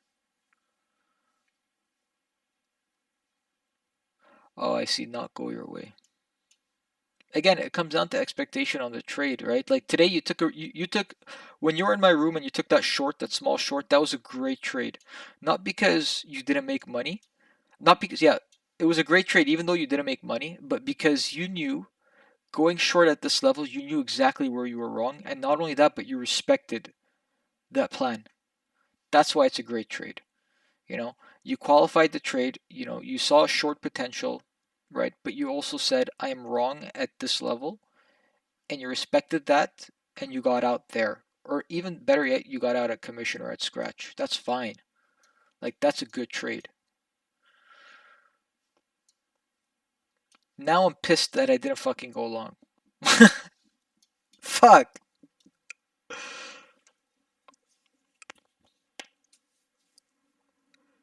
Fuck. That's okay though. But you see, P-shaped profiles, it's a good trade setup. It's an even better trade setup because of this move that we had.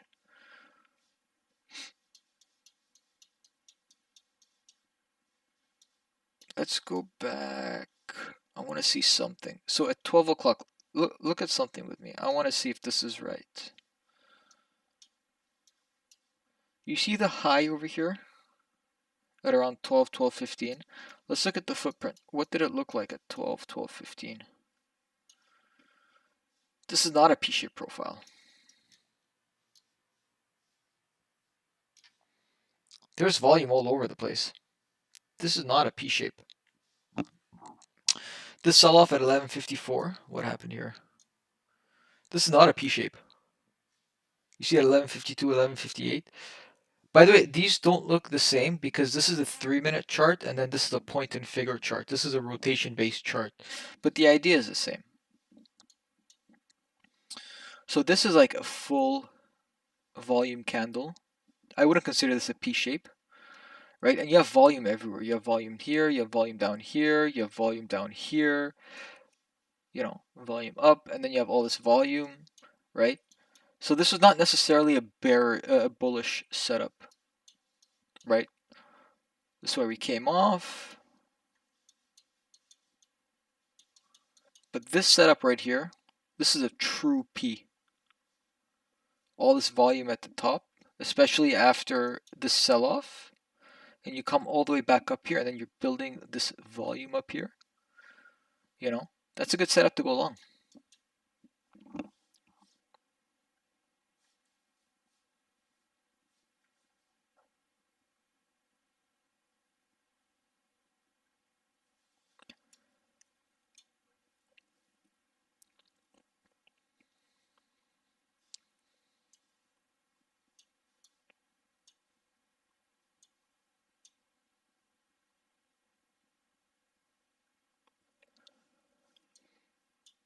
You have heavy delta too, you know, you have a heavy positive delta, right? You have a lot of buying that's going at these levels. Now you can interpret all this buying as shorts getting stopped out for sure, right? And you have somebody absorbing all of this. But given the context of everything, right, you already know where you're wrong anyway. And it's a very it's a very high risk, high reward. You know, because no, sorry, not a high risk, it's a low risk, high reward trade because it's such a tight range.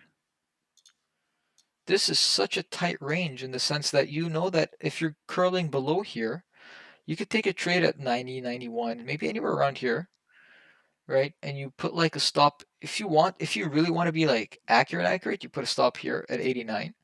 But I know Nasdaq sometimes it can curl down and then go right back up, and you know I hate that.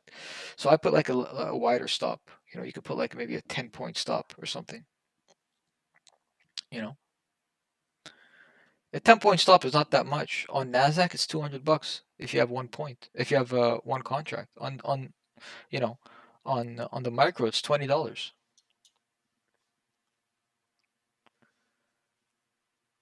Right? You get long here, and then what was the high of this? 40. Right? So you're risking $200 for a potential 800. No, what am I saying? 1600. That's 1600, isn't it? Yeah.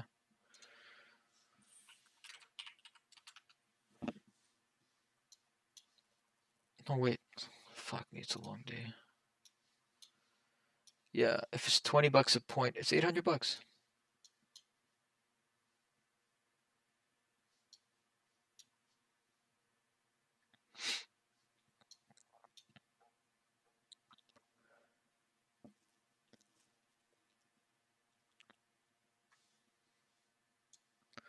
And the crazy part is, when I first started trading, like I never would have expected a rally like this. I'd be fading this rally because I'd be in denial. I'd be in denial the whole way. I'd be selling this rally, and I never would think, "Oh my God, you know what? We just did all of this move. What are the odds that it's going to go higher?" Right? That's what I used to think. But we did all this move. Like we had this massive move. The odds of it going higher is even higher.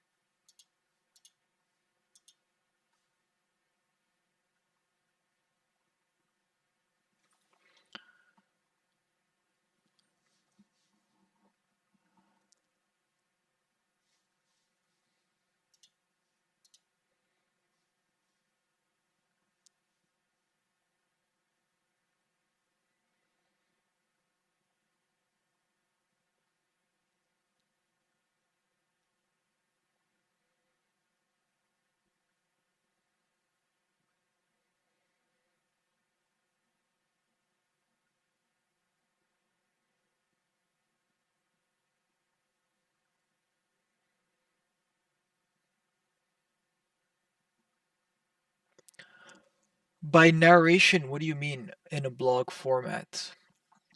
Do you mean like a text or a video?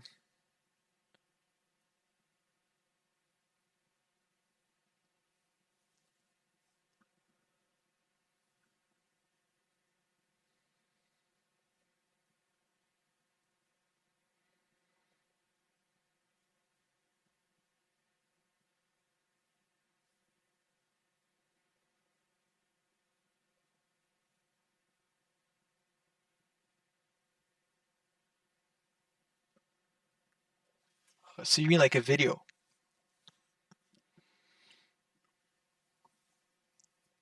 Oh, text. Okay. Oh, like just pretty much kind of like okay, I think I see what you mean. Just kind of articles on. Oh, like do you mean like articles or blog posts on the day to kind of analyze what happened during the day? Or are you talking about more of a structured tutorial or a structured like a blog post on footprints or something like that?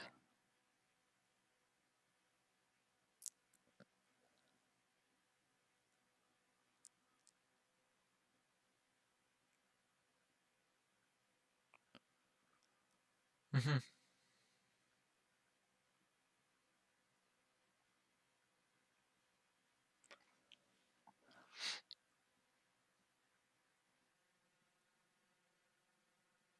Yeah, sure.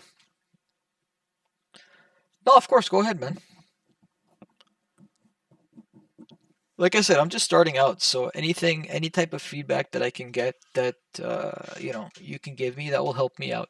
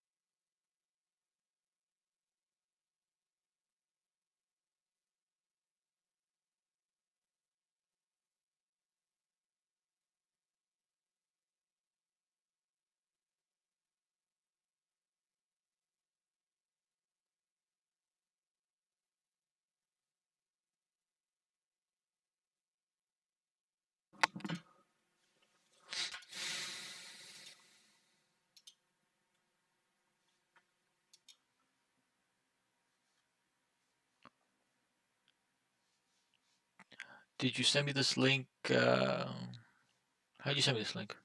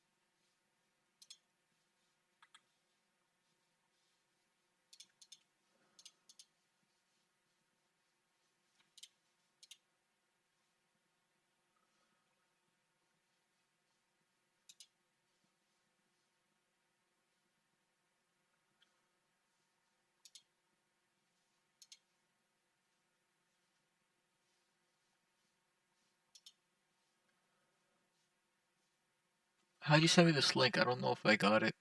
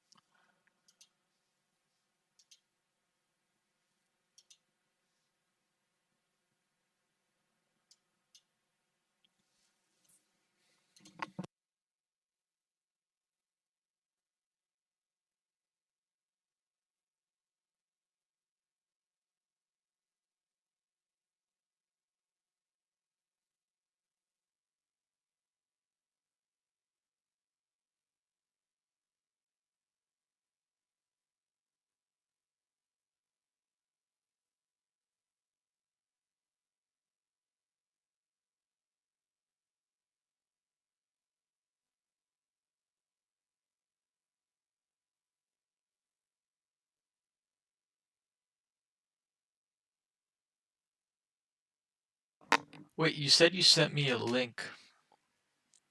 Is this a link to another blog, like as an example?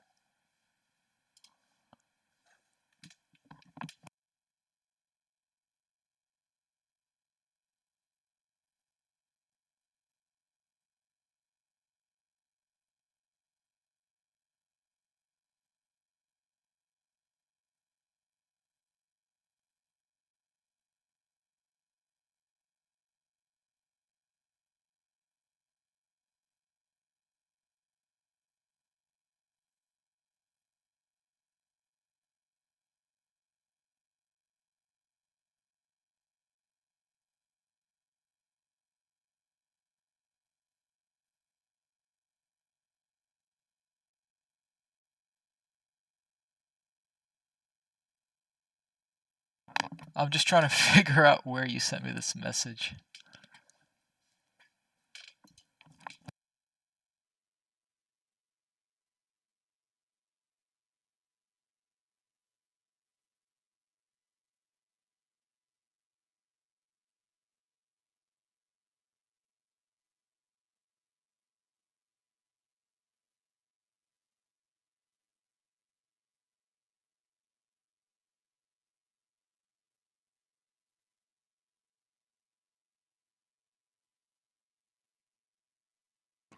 Did you send it on the chat? Because I think if you sent it on the chat, I'm not sure if YouTube allows links. Unless you sent me like a private message.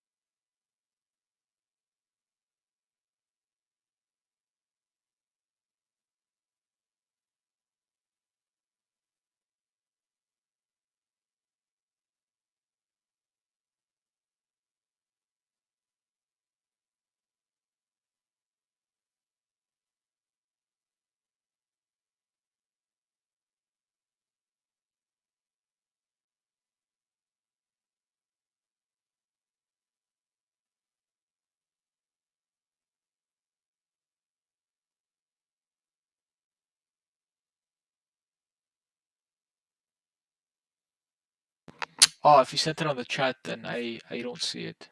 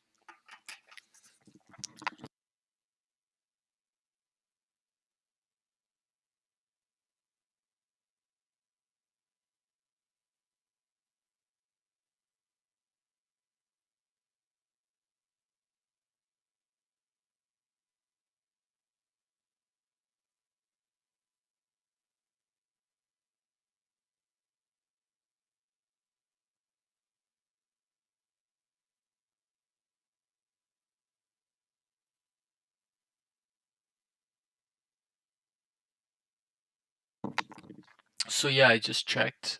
Any links that are sent in the chat get blocked automatically by YouTube.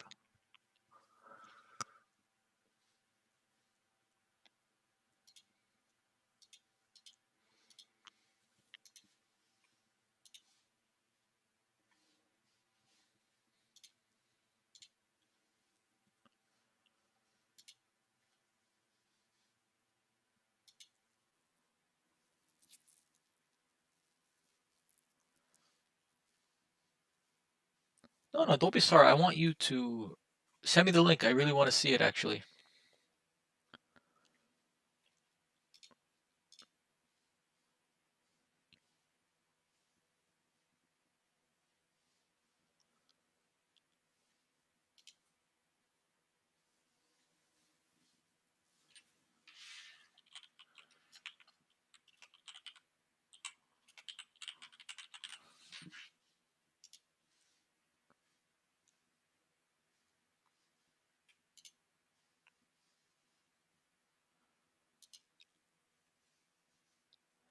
So if you go to my about page, you'll see my email address there. You can send me a message.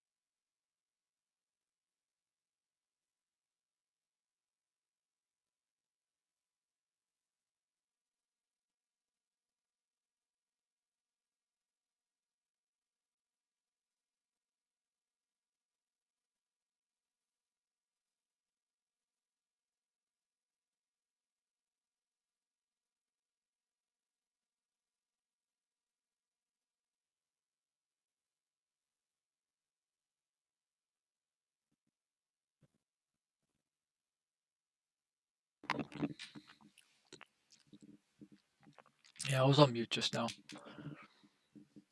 So I said I wasn't going to take a trade, but I just took a trade. It was a quick one though.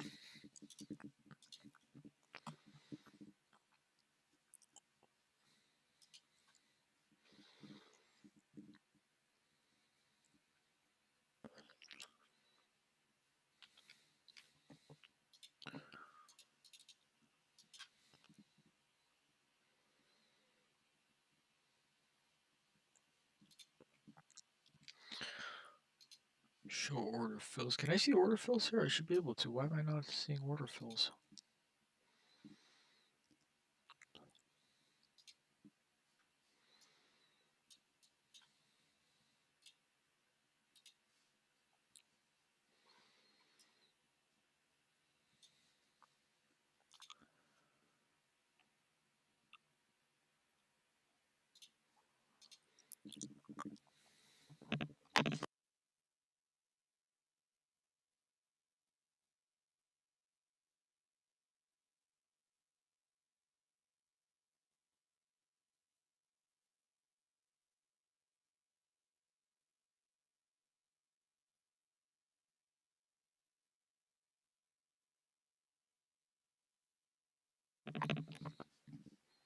What a sell-off though, eh?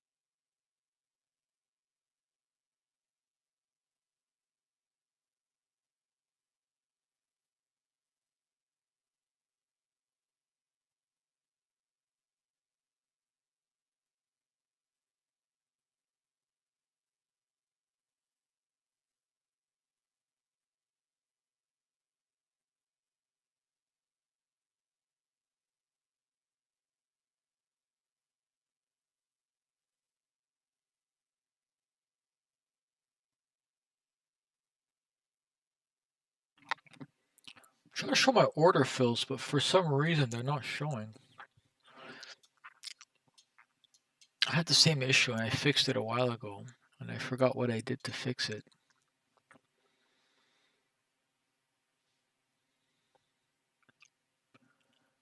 I don't know.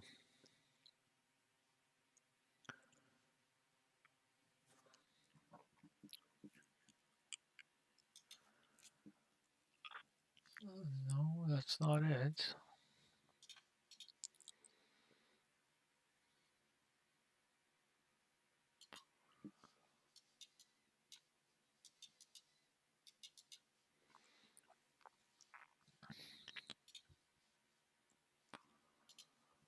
Whatever. So yeah, I went through VWAP. It actually destroyed VWAP.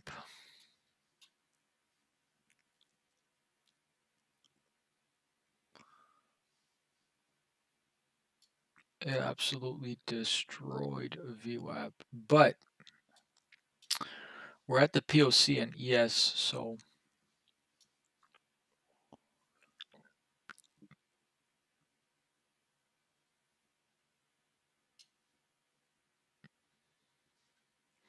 I'm curious to see what the market does, but it is so difficult to trade this right now. Right now, like I wouldn't blame anybody chasing this going short because I do not want to stand in the way of this.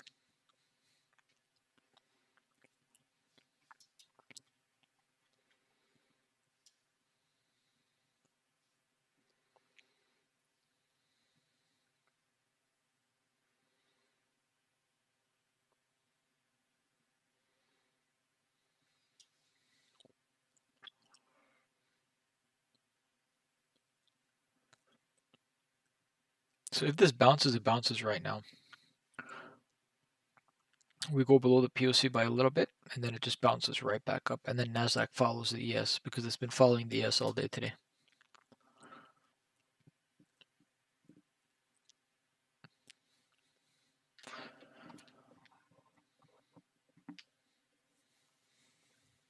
Wow.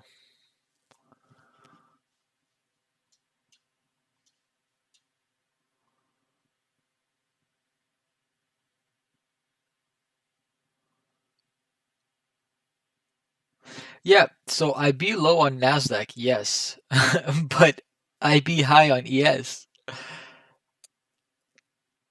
What do you do?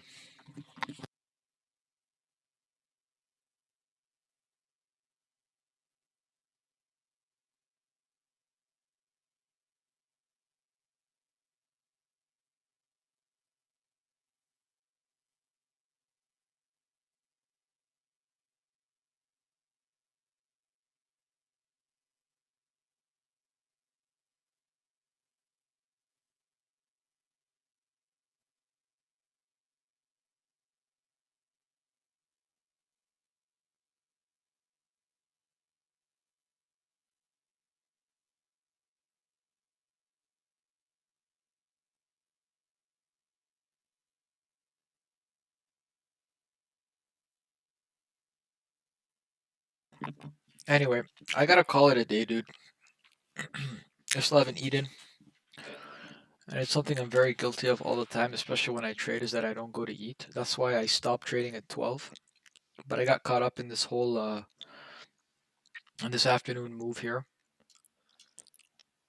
Um, Listen, I don't know if you sent me the link, but I'm very interested in seeing what you meant as a blog post.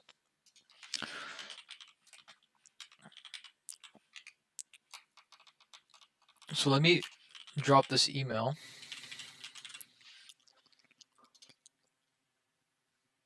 If you send me an email with the link there, I'll be sure to check it out.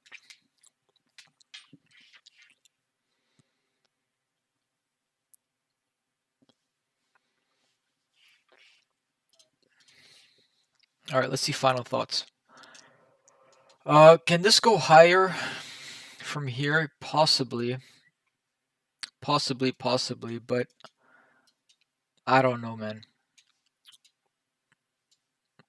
I don't like the structure at all if I want to go long at this point. Like, this is way too aggressive of a sell-off to stop right here. I think we establish a high in this small range,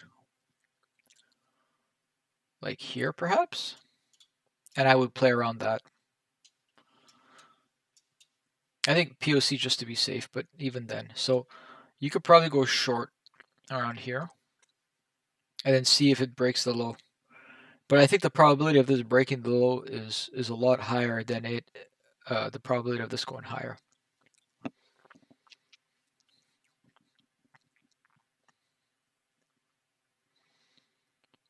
Yeah, I think so. I think the speed at which this came down, if you're long anywhere over here, you're sweating, like you're scared. So I think we continue lower, but there's an hour left in the session, so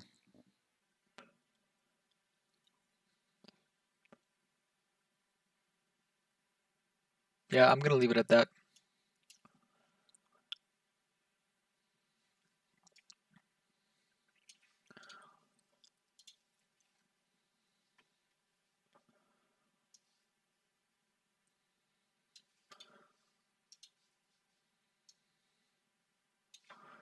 Short at 15 if you want. We can curl up above the POC at the very least, but I don't want to see this go above 30. 35, I don't want to see this go above 35, although I don't think so.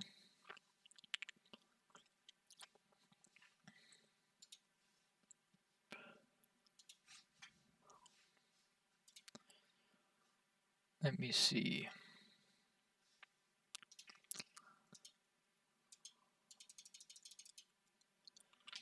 You sent the email. I don't think I got anything.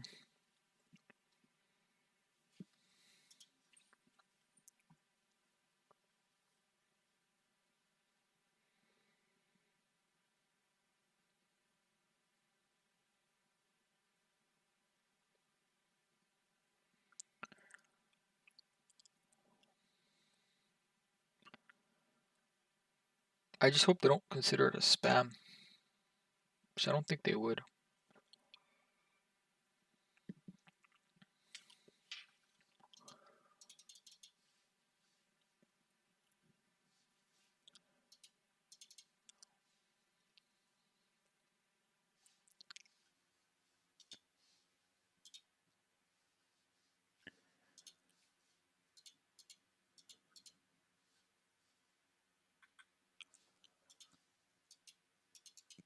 No, I didn't get anything, unfortunately.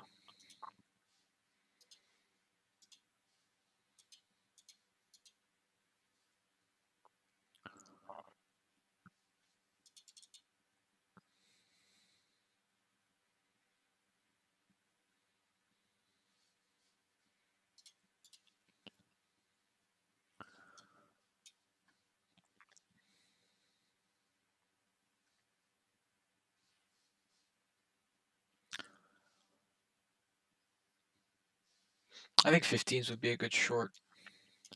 A good short to at least retest the low. You'd probably get out anywhere like above 20 over here. 20, 25. Tight stop.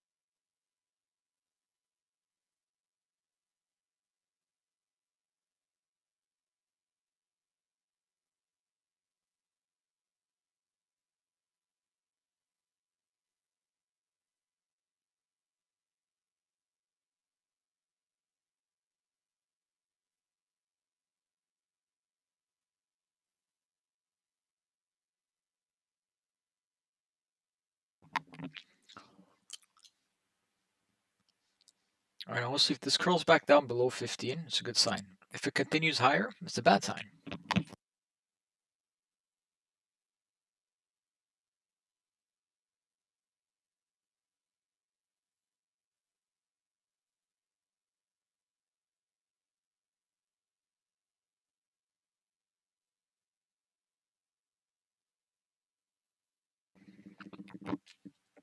Which I think it will, though. This price action seems to me like it just wants to shoot up.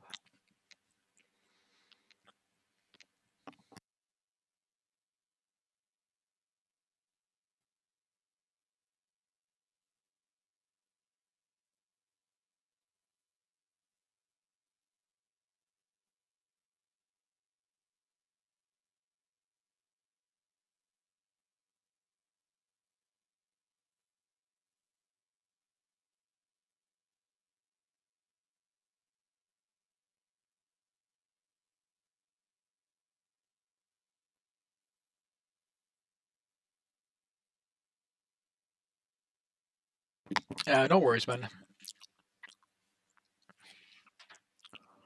This was like more of a punt, really. It's not really it's not the best trade idea, but for me it's just more or less the setup that you sell off real strong, and that at least there's a retest of the low. There's typically another retest of the low, if not a continuation. So that's my idea right here. Oh, there you go. I got something here.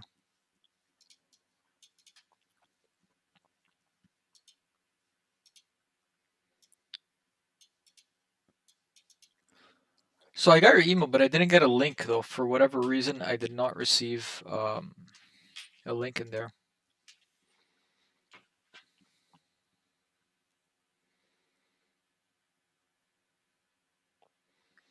I see it. This is hey hey or GG. See an example of blog. Thank you for the video. That's it. That's all I got. I got no link attached to it or anything.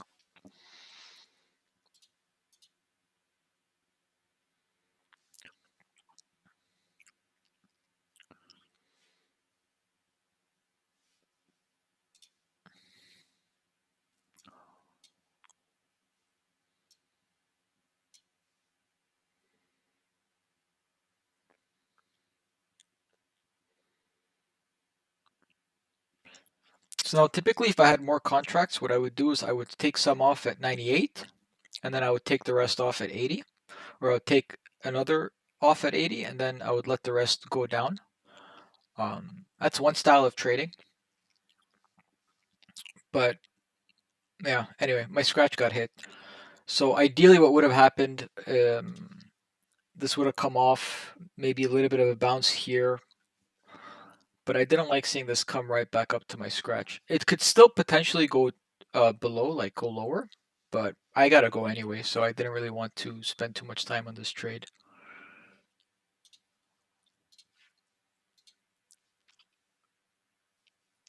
Okay, so I got your link. I'll check it out. I do have your email. I can probably, I'll email you back. But I appreciate you sticking around. I'm glad you enjoyed the stream, and I'll do more of these in the future. Thanks so much, man.